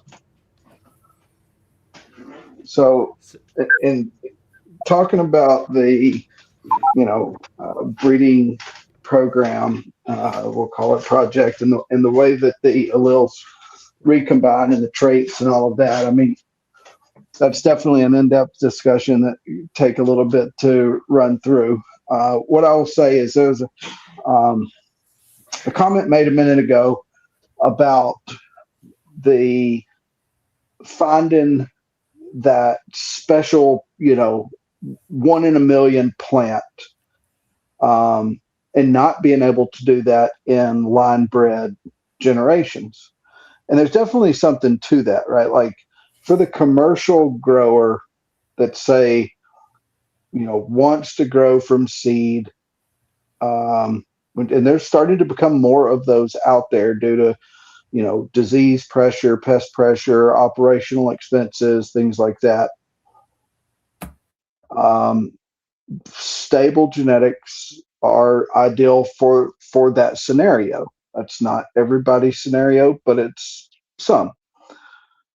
In my experience, I was line breeding CBD plants, type 3 hemp stuff back. I started working with that in 2013, 14. About 2018 or so, we were growing about 1,000 acres. And so we had a lot of plants to look through. And this gave me the opportunity to take, lines that I had worked to F4, F5 with the purpose of stabilizing those and to be able to look through 100,000 plants at one time. And what I found is out of that, say, 100,000 plants or 200,000 plants, there are these kind of 1 in a million plants, 1 in 100,000, 1 in 200,000 plants that they just kind of pop up. They differ, their traits differ, whether it's recessive traits or codominant traits. There are these just kind of unique ones, and cannabis is kind of unique in that way. We don't see that a lot with other commodity crops like corn or soybean, cotton, sugarcane, things like that. Right? Like you grow millions and millions of corn plants, and maybe you find 1 or 2 kind of slightly different plants, but for the most part, they're pretty unique. But cannabis is totally different, and there's some really interesting things going on. You guys were talking about, the hermaphroditic trait, and there's been some studies. Cannabis is cool because it has a lot of alleles that encode for the same genes. And so we've started identifying the genes that are responsible for, kind of that monoecious impact where we start to see hermaphroditic traits pop up in plants that otherwise shouldn't have, right? It's an evolutionary thing. I'll give you a good example. Like if you grow OG Kush in your tent and you've got 10 plants, rare chance you're going to see a hermaphroditic situation with OG Kush. But if you grow 1,500 in a room all together, almost guarantee you week 7 you're going to start to see nanners popping out. Happens every time. And so there's this epigenetic, and a lot of people that are talking about cannabis genetics at the molecular level aren't really talking much about the epigenetic stuff going on with cannabis, and they should be, because it's one of the more important aspects of the cannabis genome. But that being said, I think what Bob was describing is his breeding process. It's a very traditional type breeding process with some modification. And I think at the end of the day, if it works for what you're trying to accomplish, then rock with it. Like that's the cool thing about cannabis breeding. There's no right way or wrong way. Everybody has their own way of doing things. What I'm doing may be different than what Bob's doing, or maybe very close to similar. But if it's accomplishing the end goals of what he's wanting to do, go for it. jumping back real quick to what I was meant to say about the hermaphroditic traits, though, we've started finding the alleles that encode for the genes for those traits, and we've started to develop a screening tool that will allow you to send in a sample, and we'll be able to, very similar to what like medicinal genomics has done with like their plant sex testing, where we'll, take the tissue sample and put a solution on it. And if it turns a particular color, we've set the bar pretty low. But if there's a chance, 25% chance or higher that plant will become a hermaphroditic or have hermaphroditic traits at any point in its life cycle, then you'll be able to tell just by doing the test. And this is important for breeders, because I don't know about you guys. I've wasted way too much time and money and energy working on lines only to get halfway to where I was going, or even almost to the final stage of the breeding project, and then grow out that last population, and boom, there's herms, or send out testers and get reports back from folks, and they're like, "Hey man, have you seen any herms in this?" I'm like, "I haven't," but they're like, "Well, here's a couple of photos," and I'm like, like, that's not what I wanted to see. And so then you got to make that choice, like Bob was talking about. It's like, you either have just hardcore culling and I'm done with this strain and it's dead to me, or do you go back to the drawing board and say, is there a way to breed this trait out of the line? It's kind of like, is it worth it? Sometimes it is, sometimes it isn't. But yeah, I mean, it's funny. What Bob's process for breeding sounds very similar to some of the more advanced breeding techniques that use molecular and marker assisted technologies, but he's accomplishing essentially the same thing without the marker assisted breeding projects, without having to spend all the money on the markers and everything, and just doing it through genetic plasticity, which is pretty cool. It's like flying at night through a storm with no instrument rating license. And still landing and he's safely doing it. on the runway. Yeah, he's landed. Right. It's amazing though. I mean, and that's where, I had a recent conversation with a guy who just finished his PhD at Harvard. He published a paper on establishing a genetic method for cannabis investigations for breeding and identifying landrace genetics and things like that through all of these different polyhybrids. Pretty cool paper. By the way, just quickly, who wants to see Josh bring this guy on? Yeah, that'd be cool. Show of hands. Yeah, no, it would definitely be a phenomenal conversation. I'll see what I can do. I would love to be able to get on and just. Awesome. This guy has such a fascinating background, and he's just a wealth of knowledge when it comes to the history of cannabis and the genetics and how they've spread across the globe, and how we've gotten from what used to be all landrace genetics to where we are today, and just strictly from a breeding perspective. Because one of the things that I've noticed, and you guys probably have too, and that he's noted in his paper, cannabis is different from every other major crop in the world, or non-major crop. Pretty much because of prohibition, there's no other plant that has spent 50, 60, 70 years with thousands of independent breeders across the globe breeding, trading genetics, establishing lines, keeping all of this going. It's really a pretty cool story if you think about it from an economic botany perspective. There's nothing like it. But going back to what I was originally saying was that, some of these molecular techniques don't incorporate the art of breeding, right? Like, we talk a lot about the science of breeding and the genetics and the molecular techniques and the tools.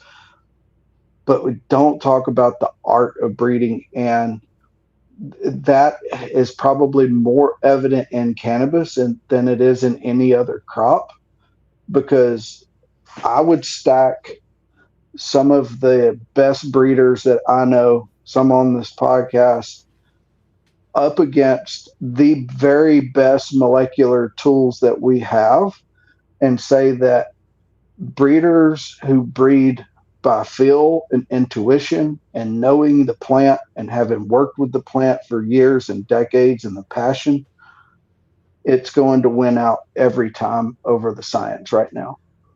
And to me, that's pretty interesting.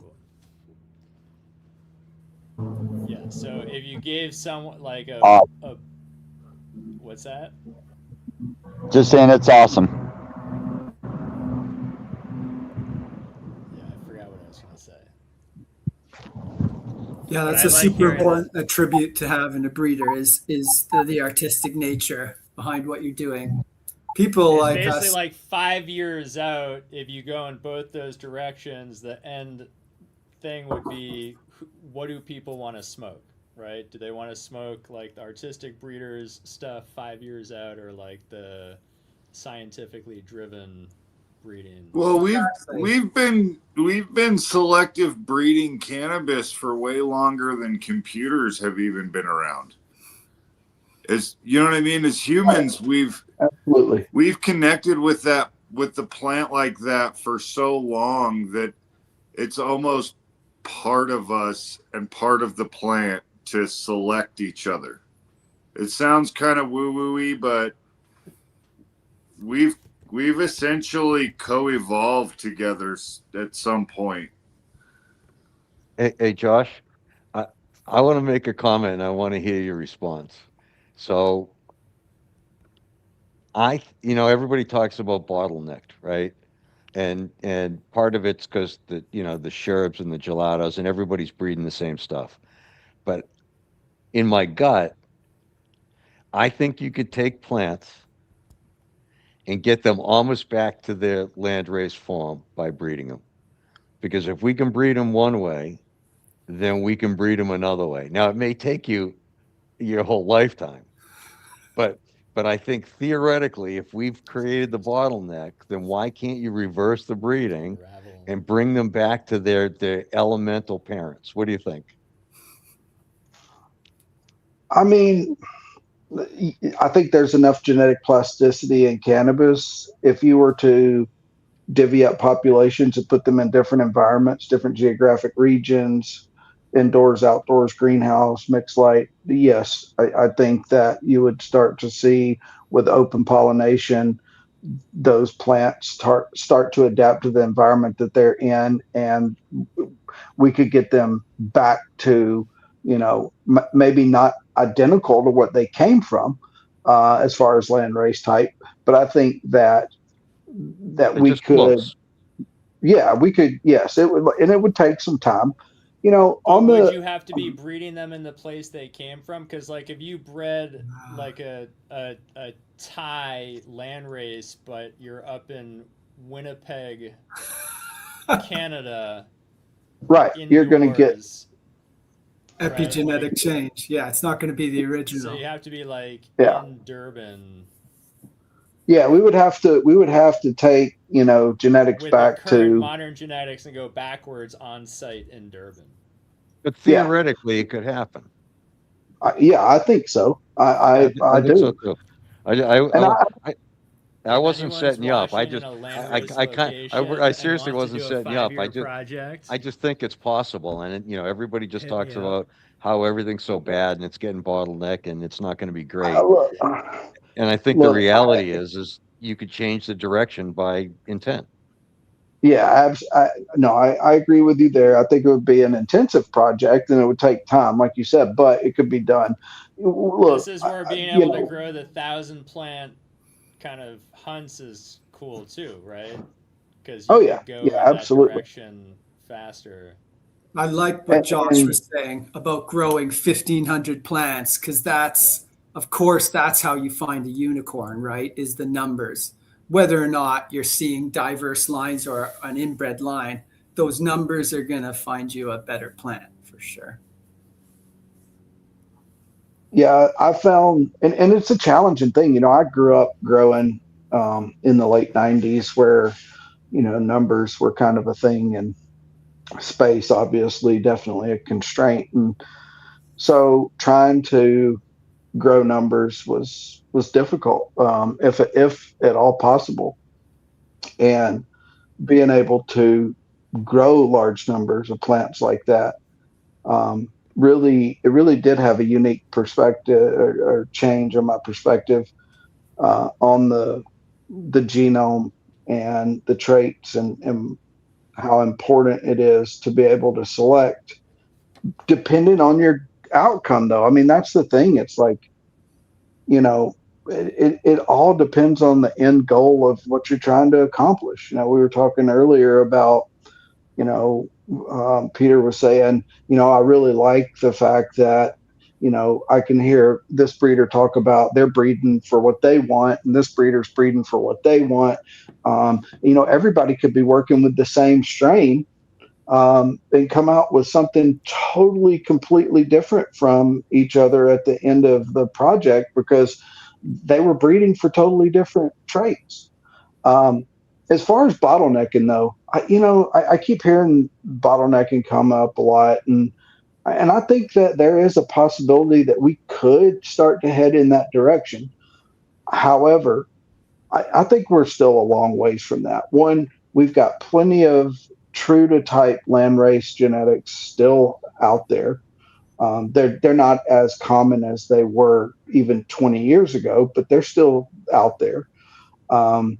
There's enough distinct maintained lines in different geographical areas that provide enough plasticity. I think we're still quite a long ways from a bottlenecking event, but it's something to be mindful of. It's something to think about, as a breeder, and to try to incorporate genetics that we might not otherwise incorporate. One, I can say from my own personal experience, bringing in those genetics, whether it be a land race or something that's just kind of out of the box from what you would typically do, opens up all kinds of new doors for, finding new traits, finding new phenotypes, new cannabinoids, terpenes. I remember when I started working with the Swiss White and Erdpert and Erdbeer, those plants. Prior to that, I'd mostly been working with equatorial sativa stuff, and so those were some of the first like real broadleaf, indica dominant plants that I'd worked with. And man, you talk about just a radical change to my breeding objectives after working with those plants. The mold resistance, the botrytis resistance, the pest resistance that those plants brought into my program, allowed me to grow in environments that I otherwise wouldn't have been able to have grown in.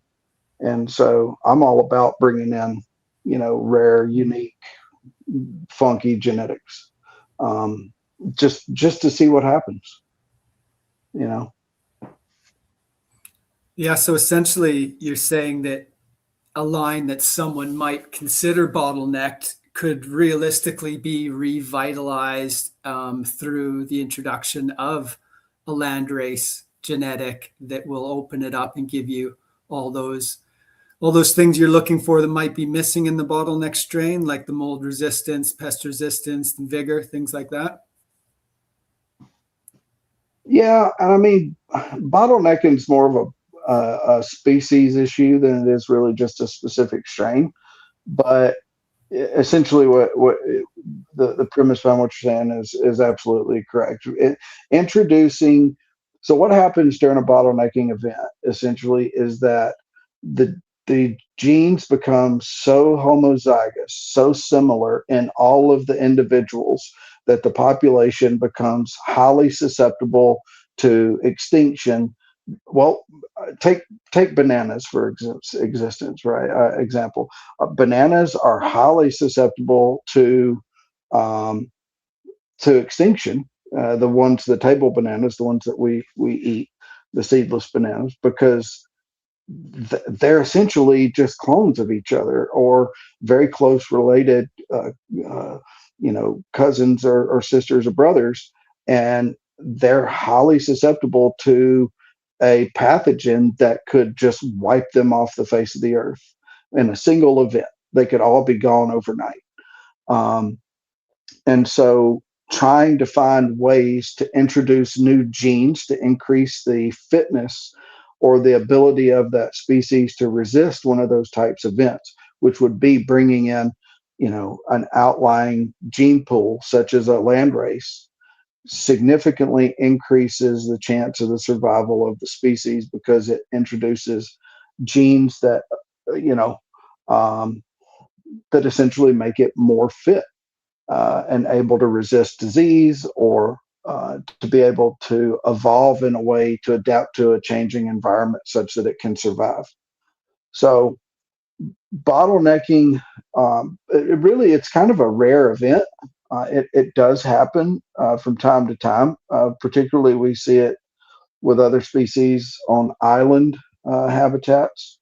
Or in stream ecosystems. In the 1970s, the Civilian Conservation Corps, the CCC, built dams along all the headwater streams of most of the major rivers to prevent flooding in the lower floodplains of the major rivers. These reservoirs did not provide, most of all of them, 90% or more, did not provide any type of passageway for fish to travel upstream or downstream, really. And so what happened is you have a stream system that has 3 dams or reservoirs built into it. And now you have 3 or 4 disjunct populations of fishes. And now after 30, 40, 50 years of this, we're starting to see that each group of those are starting to either become bottlenecked or they're starting to evolve into their own kind of unique subspecies or variety because they've been separated from That's exchanging, wild. you know. It's like the North Yeah, Koreans and the South Koreans. basically, yeah. Like they're Yeah. never gonna see each other again. And so eventually the environmental influence and the genetic influence, evolutionary process will lead them into 2 different directions. And so they will, at some point, diverge and become distinct populations. That's so That's interesting. crazy.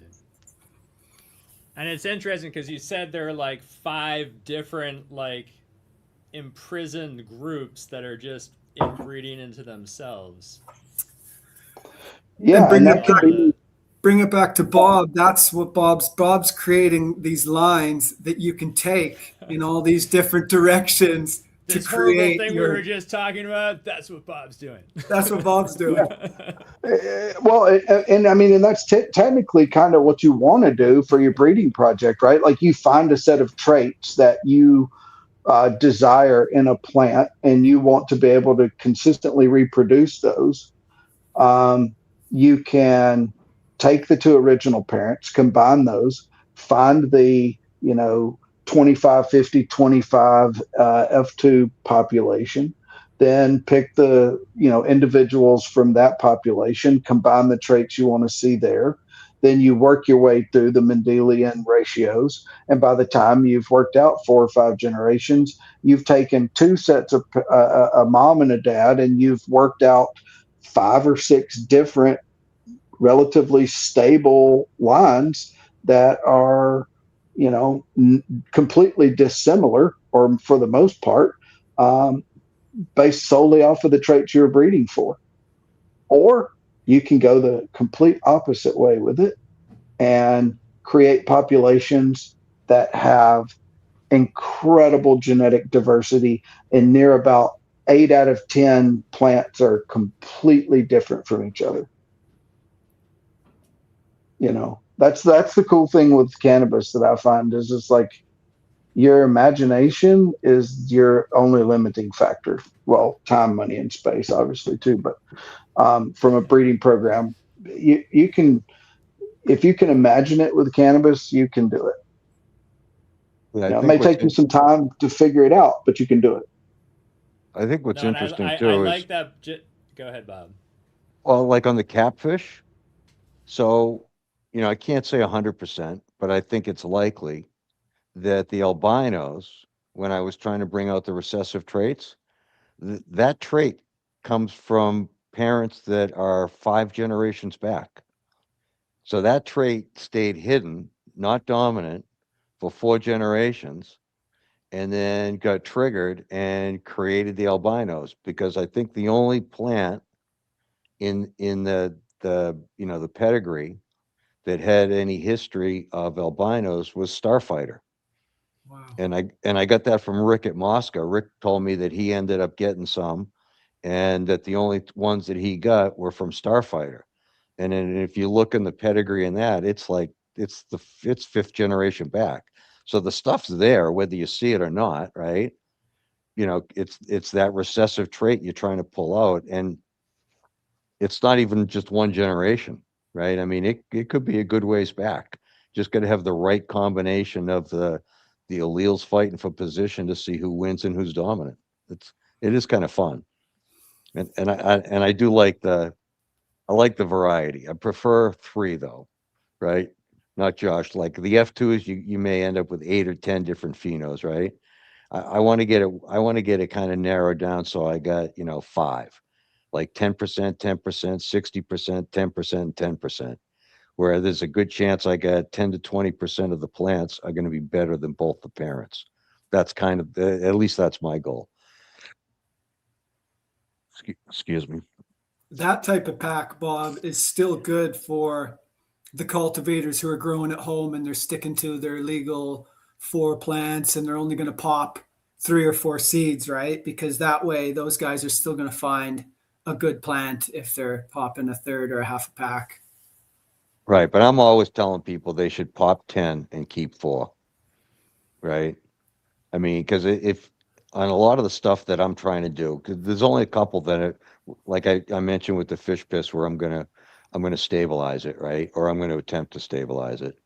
Is a lot of the stuff I'm looking for that special pheno. So if somebody gets a pack and grows 2 seeds, what's the chance of them finding a really nice plant? I think it's not great, right? I mean, start more, put the seeds in, and you can kill them in a month, right? You don't have to have a huge amount of space, but you can narrow them down and find, stronger, more vigor. I mean, you can tell them at a young age. Yeah, there's always a run, right? Oh yeah. I mean, it's amazing. Like I track all sorts of data, and I start in a 7-ounce cup, right? Before the solo cup. And I leave them in there till I have them sex tested. So the 7-ounce cup is showing root mass. And if I've got 40 of them, I'll guarantee you 5 or 6 of them, the root mass is really weak, right? Out of 40 plants, 10%, maybe even 20, but it's usually 10 to 15% are going to have weak root mass. I don't even have to bother, right? They're not even in a solo cup yet. And I've already eliminated 10 to 15% of the population because I'm not interested in a weak plant. All right. I want strong first. So there's a couple series you can go through where you start them and it's much easier to find a better plant, I think. A lot of hand watering of little plants. You got to water at the end, you got to water them every day. But you know what? Then then you get the sex test back from Freeman Farmer in 3 days, and you know which ones you're upping and which ones you're killing. Yeah, now I was gonna say before, I like that each of you takes advantage of like the tools at your disposal, right? Like Josh, you had like the 1,000 plant grows where you could look at population. Bob's getting plants into like legal or like other people's grows to see, be able to see the plants at scale. He's sex testing, getting like cannabinoid tests. Yeah, terps. Yeah, one of the best things you can do as a breeder, when I was breeding CBD dominant varieties, the stakes are pretty high, right? I mean, if you produce a crop, if you breed, we were breeding millions of feminized seeds at a time, like producing 55-gallon drums full of feminized seed. And you had family farms that were 4 or 5 generations deep, betting everything they had on this crop. And so for me, the responsibility was, tremendous. To know that the seeds they were going to put in the ground come harvest time, they were going to pass their compliance testing at 0.3. I never would have been able to have done that had I not had access to COA. Like I used testing, like Bob was talking about, taking his males and sending his males and getting them tested for cannabinoids.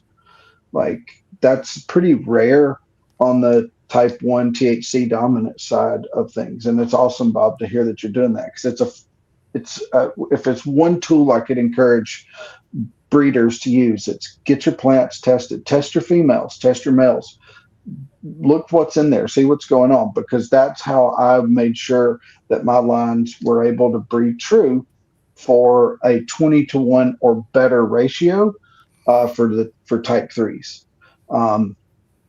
But access to those tools, it's getting better and better. There's more and more companies. The price has come down. You can get WGS or whole genome sequencing done now on strains for, a couple $100, which is, to have the whole genome sequenced of your creation for less than $1,000. 5 years ago, that wasn't even possible. Hell, the technology has got to where now, through nanopore or the ion torrent and stuff, for a couple of $1,000, and I mean less than 5, you can buy the technology and do it on your kitchen counter. Sequence the whole genome of your plants on your kitchen counter for, every run's down to a couple $20, $30. There are a lot of people in the chat who are mulling this idea over. I highly encourage anybody that's interested to explore different testing, whether it's sex testing it can significantly reduce the amount of time that it takes to get through a breeding project. There's some cool companies now that are doing predictive breeding. So instead of having to grow out, 1,000 plants or 10,000 plants, they'll sequence the genome, they go through, they use their predictive breeding technology. And, now you know exactly what you're looking for, what the genotype of the plant is that you're looking for, how many plants you need to grow to be able to find it. And instead of growing, say, 1,000 plants or even 100, now you grow those 10 and you know exactly what you're looking for to find those traits. Yeah, and time. Instead of time is money. Is all that stuff mapped though? Like I mean, if you get it completely sequenced, how do you know which gene is triggers what traits? Well, the more sequencing we do, the more we're going to find out. But there are more. 5 years ago, there was very little mapped. Over the past 5 years, there's been a substantial amount of work take place in this area across the globe. Universities here in the United States, in Canada, in Europe, Asia. I mean, everybody is looking at the cannabis genome, and they've started to develop a rather large data set of what genes do what. How do you access that data? Most of it is public. Most of it's public. Yeah, it's stored in GeneBank. You can go and search GeneBank, and that will give you access to just about all of that. I mean, there's But you need specialized a computer tool to help you programs. make sense of the data. Right. That's what I was fixing to say. There's specialized computer programs that you're going to want to utilize to try to make There's a sense of bunch all of the ones and AT, Gs, and zeros. Cs, right? Otherwise you just got a couple gigabytes of A's, T's, G's, and C's spread out across the paper, and you're like, what the hell is all this? But no, yes, there's definitely software that you can download that's free that will help you identify the gene pairs, and you can start to go through and say, oh, okay, cool, here's this gene that does this, and here's this gene and it does that. And then usually the companies that you might work with, they that's part of the service. Like they're like, oh, okay, it's $500 to sequence this, and we're going to come back and tell you these genes make up this strain, and you want it to do what? Oh, okay, so we need to look for these genes. Some friends of mine that are working on a predictive breeding program recently discovered the garlic gene in cannabis that is commonly found in, like garlic cookies and GMO and stuff. That gives cannabis that garlicky smell to it. So now we can identify that trait and see if that gene is in any of the progeny. And so it's like, oh, I want this plant, but I would love to find that garlic pheno. It might take you growing 50 plants a run or even 100 plants a run. It might take you 2, 3, 5 years to find that one plant. But with the predictive breeding technology as well as the sequencing technology, you can get it done in less than a year. Sounds like another bad rabbit hole to me. It's like everything else. You have to be careful who you work with. You have to put some time into understanding the science of it. And, is it necessary for everybody? No, it's not. Can you breed phenomenal cannabis without it? Absolutely.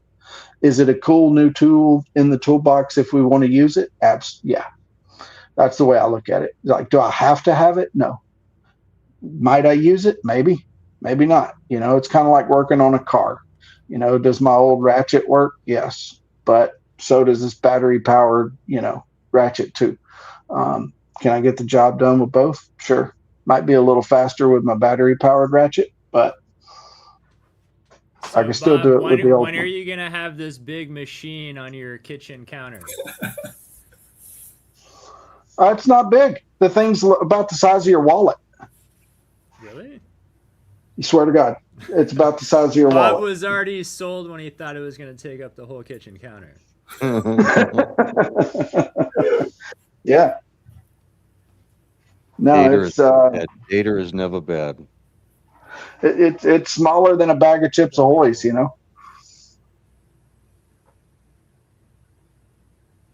Very cool. Good information. Yeah, no, and it's I think we're going to see in the next couple of years, you're going to see explosion of startups that are devoted to assisting breeders with these technologies. I think the artificial intelligence boom will allow the development of new. It's not so much the ability to sequence, like those tools and techniques have been around for a long time. It's the analysis of the data generated from those tools that's the problem.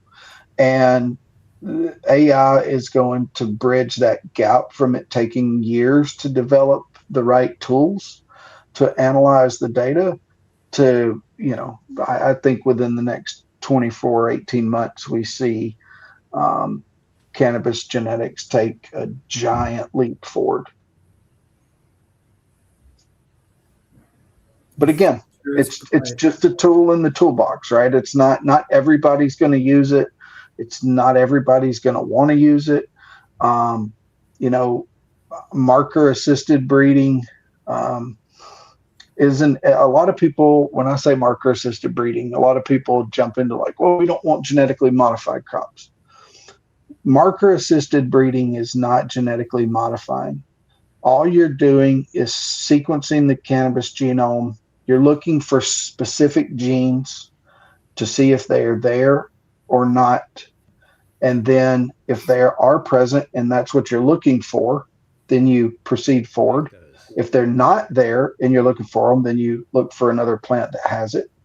Or maybe you don't want the genes there, right? Like, so it just allows you to see, it's kind of like a microscope into the molecular level of the plant so that you can see what's going on. Kind of like when you guys were talking about, well, if I sequence or if I send in a plant for testing and it has any CBD in these narrow leaf, equatorial sativas, I'm looking for that kind of soaring high, and CBD knocks that down. So if I test a plant, it comes back with CBD, I don't want it.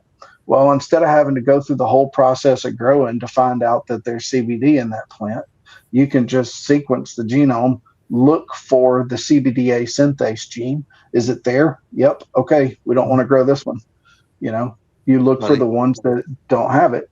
Yeah. What's kind of interesting though is you heard before, like I breed for the outliers, right? I'm looking for diversity and I want the special plant.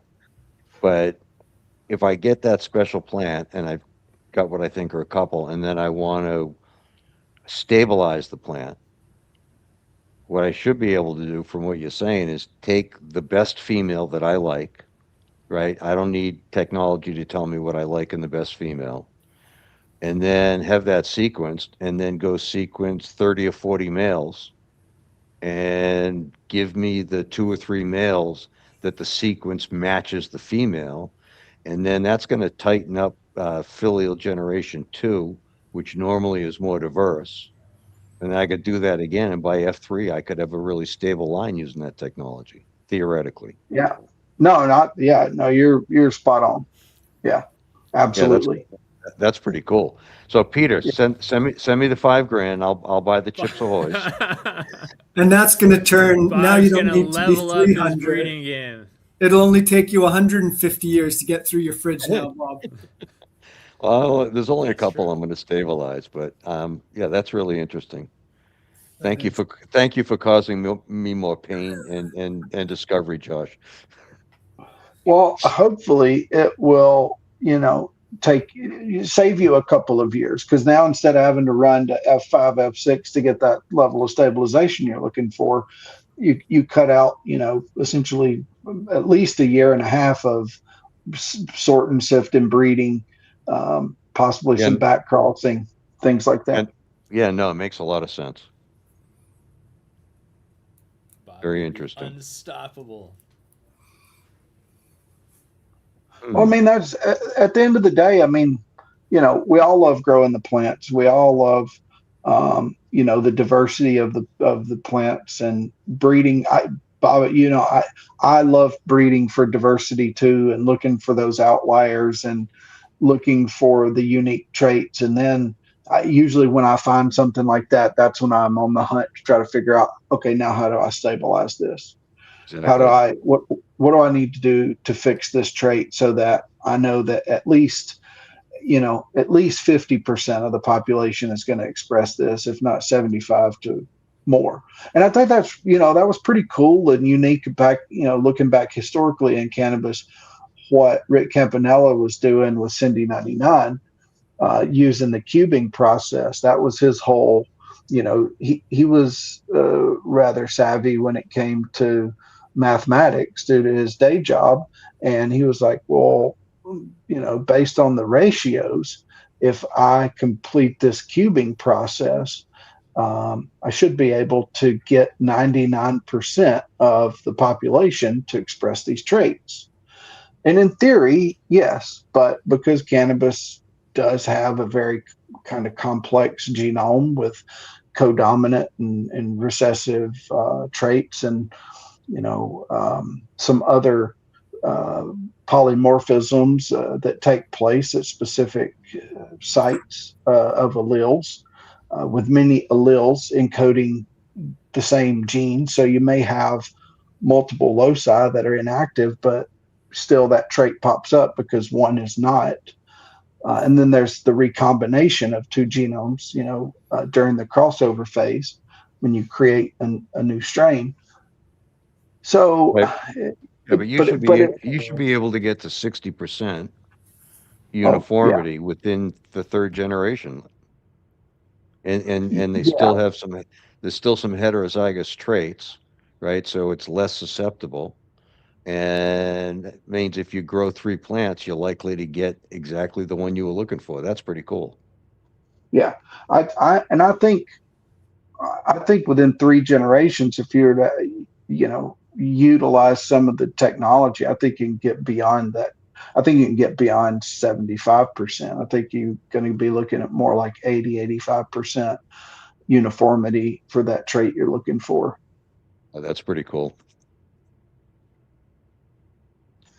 Especially if it's a trait that you can map out, pretty well and identify what region of the genome you're looking for, which, like I said, 5 years ago was a bit more of a challenge than it is today. Cool. Thank you. Yeah, there's a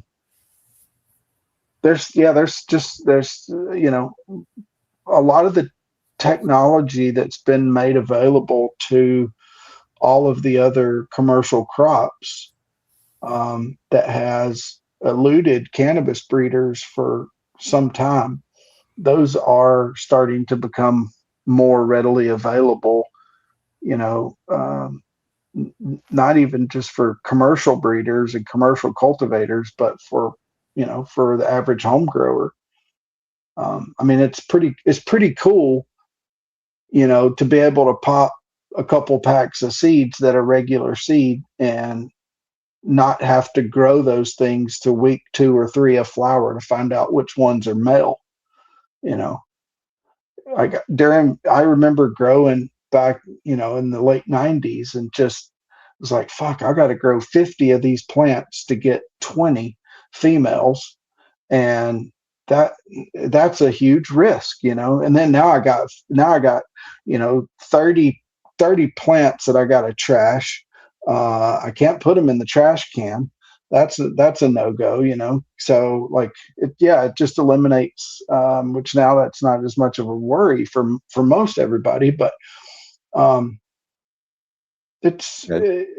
I'm excited about some of the tools that are available. Again, how much of I still think, even with the genomics tools that are available, I still think the chemotyping tools, just running samples on a GC or HPLC to get back the terpene profiles and the cannabinoid profiles, that's an incredibly useful tool as a breeder. You know, Yeah. I mean, I sex test, $10 each, right?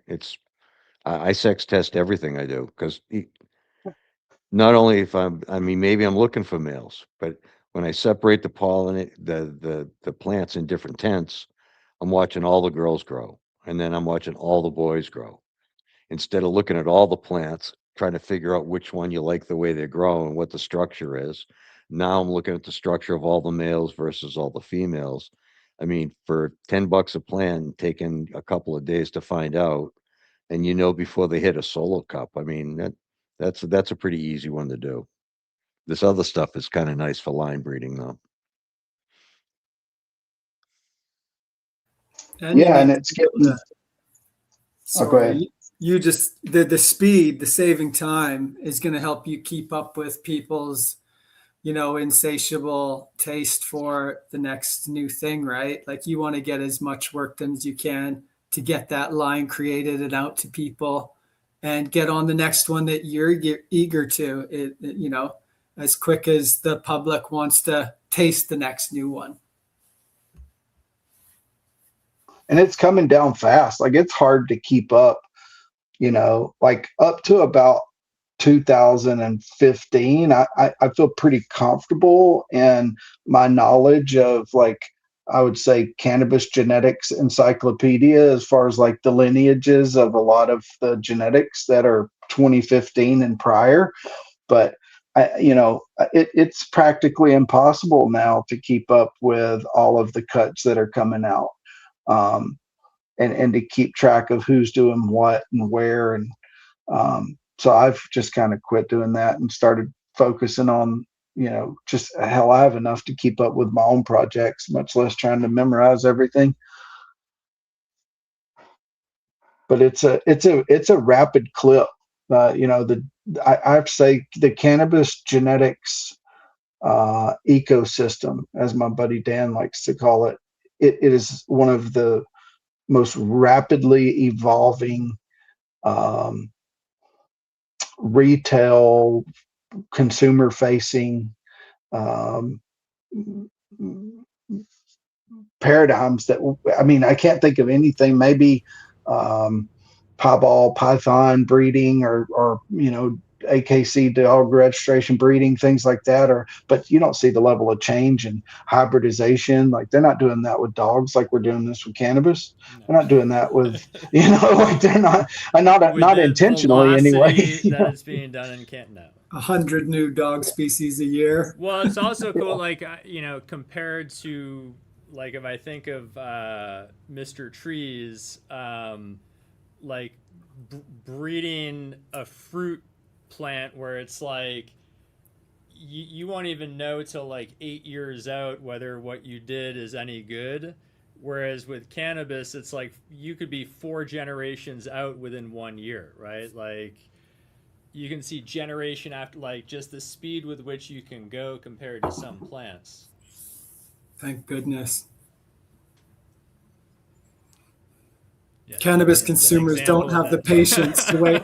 We can't wait 8 years to see what catfish or miracle the fishes taste like. I want to know now. Hurry up.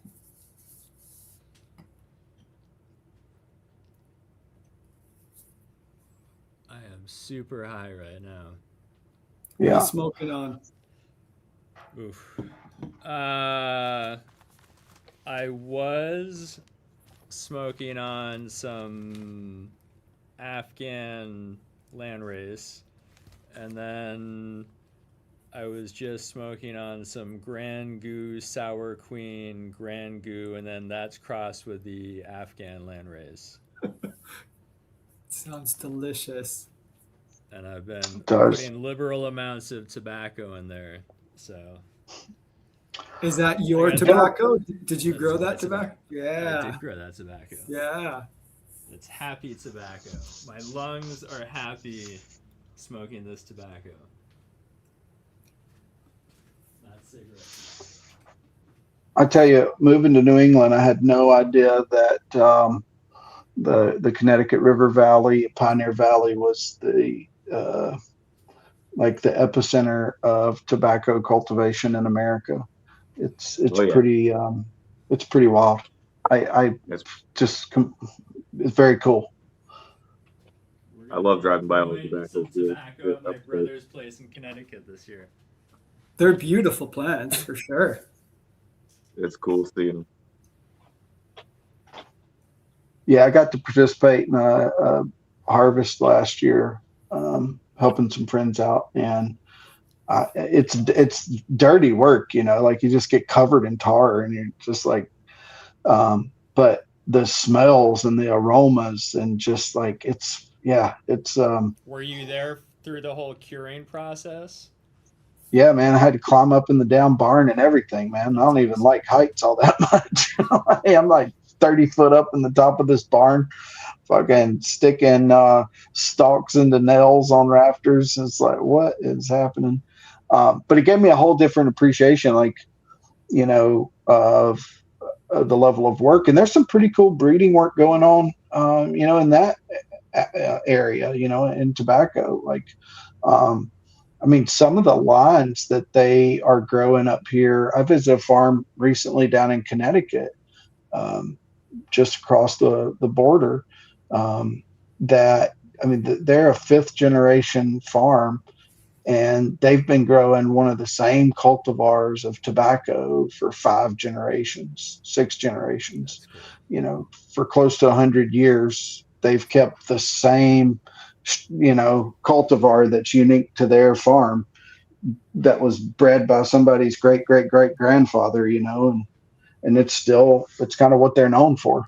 It looks like Yes, some good rosin. isn't it like when they came across on the Mayflower, like immediately they started planting tobacco and like they were just like minting money and like that was survival. Speaking of that Bubba, Peter. Is that the Bubba? Yeah, that's the Bubba cut. The light in Beauty. his shit. I literally pressed Bubba. Nice. I pressed this probably like a couple hours ago, and it already turned to complete peanut butter and fucking literally a matter Wow, of that hours. looks good. I fucking love this cut. It is absolutely amazing. I'll tell you what, about to smoke that? I'm jealous if he is, because I love Bubba as well. That's one of my favorites. It is. This shit is just special. I've been looking for this cut forever. Fucking shout out to fucking Mr. Toad and Eric. Fucking straight up fucking amazing people. Just seriously just what you remember from decades ago of what real. I was going to say the nostalgia is real with that one for sure. The only thing I think Peter, Toad just threw it in the chat, Peter. He's trying to get one ready for you. Nice. Yeah, the cut I had so susceptible to powdery mildew. That's the only problem I've had with the Bubba. I grew out some from Caleb at CSI. I think he made a bunch of like Bubba S1s, and I think I hunted through like 40 or 50 of those things trying to find one that was PM resistant, and I didn't have much luck. Did the top of the bud completely flat top, like week 2.5, like just stop dead almost on the top? You mean like it didn't really grow vertically much anymore? It just kind of like got to that point and stopped, and then kind of kept bushing out, or? No, not the plant itself, the bud itself. Like literally, it'll just stop. Just dead top. Yeah, and then like and it's almost like the sides are going to grow up around it almost. Yeah, Cool. It's kind of crazy. I just popped a 10-pack of some Bubba. I'm hoping to see if there's some real old school Bubbas in there or not. I can't wait to see what pops out of them. I had a little PM pop up in my tent, and the Bubba cut that I have that I got from Tony and Eric and shit. And the BX, which is the cut that I have from Tony's Bubba BX that I hunted for. Both of those were the only two that didn't pop any PM at all. I mean, it was just little spots on a couple plants, all the other plants, but it was just little spots here and there. But both those didn't show that shit at all. Oh, that's good. That's good news, because mine were usually the first. Like that was my indicator plant for PM. Was Bubba. Yeah. Let you know quick. And you want to be able to run those outdoors too, because there's so many different areas in North America that we want to run Bubba because it's going to finish. But if it's going to mold up at the very end, that's a sad harvest, Yeah, that's where I had trouble with it, was running it outdoor here, like in New England, because I'd had to cut when I was in Oregon, and it did pretty well in Oregon. Didn't have much trouble. Did well in NorCal. And Nevada, but it's just like the mist that we get in the fall here, the dew in the morning, it's so fine. But the PM is the problem. Like I didn't have a lot of problem with botrytis or budworms and stuff like that on the Bubba. It was just the PM keeping it beat back and it's not impossible.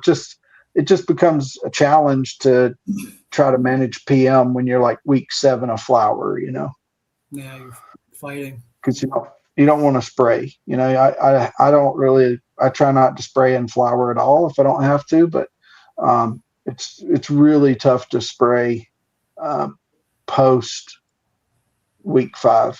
Yeah, you don't want to go into it knowing you're going to end up having to do this too. You know what I mean? If you've got something else you could be running, it's much easier, especially here, like you said, in Connecticut. I'm here in Connecticut. I'm down by the shoreline, so like with me, even if I don't have my humidifier running 100% perfect, you know what I mean? I could run into problems because it's so fucking humid here.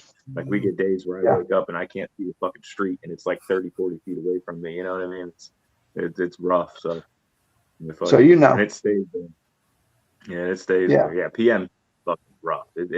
I feel for all outdoor growers in fucking Connecticut. You know what I mean? Especially there's a couple parts down by the shoreline or up in the valley. Like fucking, it's so rough, man. Like there's just no way to get rid of that humidity unless you got fucking hoop houses and fans. And if you got to grow long, I got to grow all the way till, the first week in November up in Canada to get my plants done. So the longer you're growing when it's getting colder, that just makes it really hard to get them to the end, I couldn't imagine having plants up in November in Connecticut unless they're in a fucking greenhouse, man. I don't know. I know Halloween, like I got to run everything to Halloween. Like I'm praying through October every year. What temps are you around? Like, oh man, like we're down to, what are we talking about? Geez, in Celsius, we're probably 25 degrees in the morning that time of year, right? Like it's cold, and then it's only warming up to 50 degrees in the day. Hey, I went to this end of the first week of November in Mass. Damn. Now you're doing the same as me, Bob. Like you're better than I ever did outdoors. Because Bob's genetics, he's got some. I don't know if any finished before 10 weeks. They're all 10 weekers or.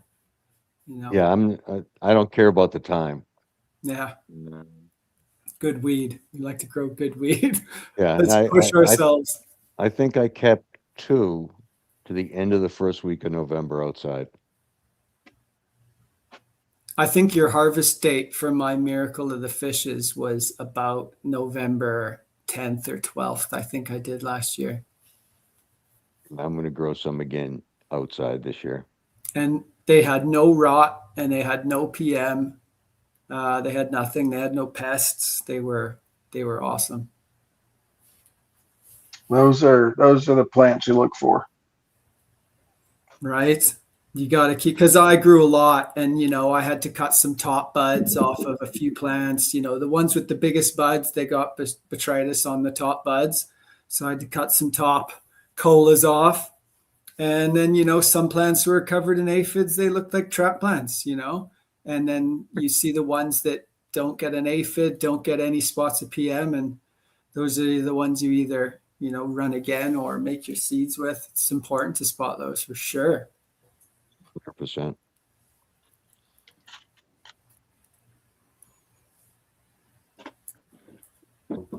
Well, gentlemen, it's been a pleasure. I'm going to have to run. 2.5 for me. I think the same thing. I'm going to bag out. I've got an early morning.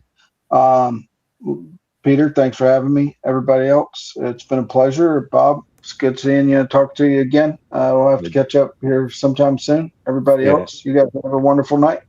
Absolutely. Take care, Josh. Nice show, boys. Later, and that's a good end time. I'm ready to lie on the couch. Yeah, I'm gonna light up a face melter now. Eat some food. Gentlemen, have a great weekend. What's left of it? Into the end of my evening. Good to see you, boys. Good to see you, Mr. Burns, Peter. Burns, Bob. yeah, good to see you guys.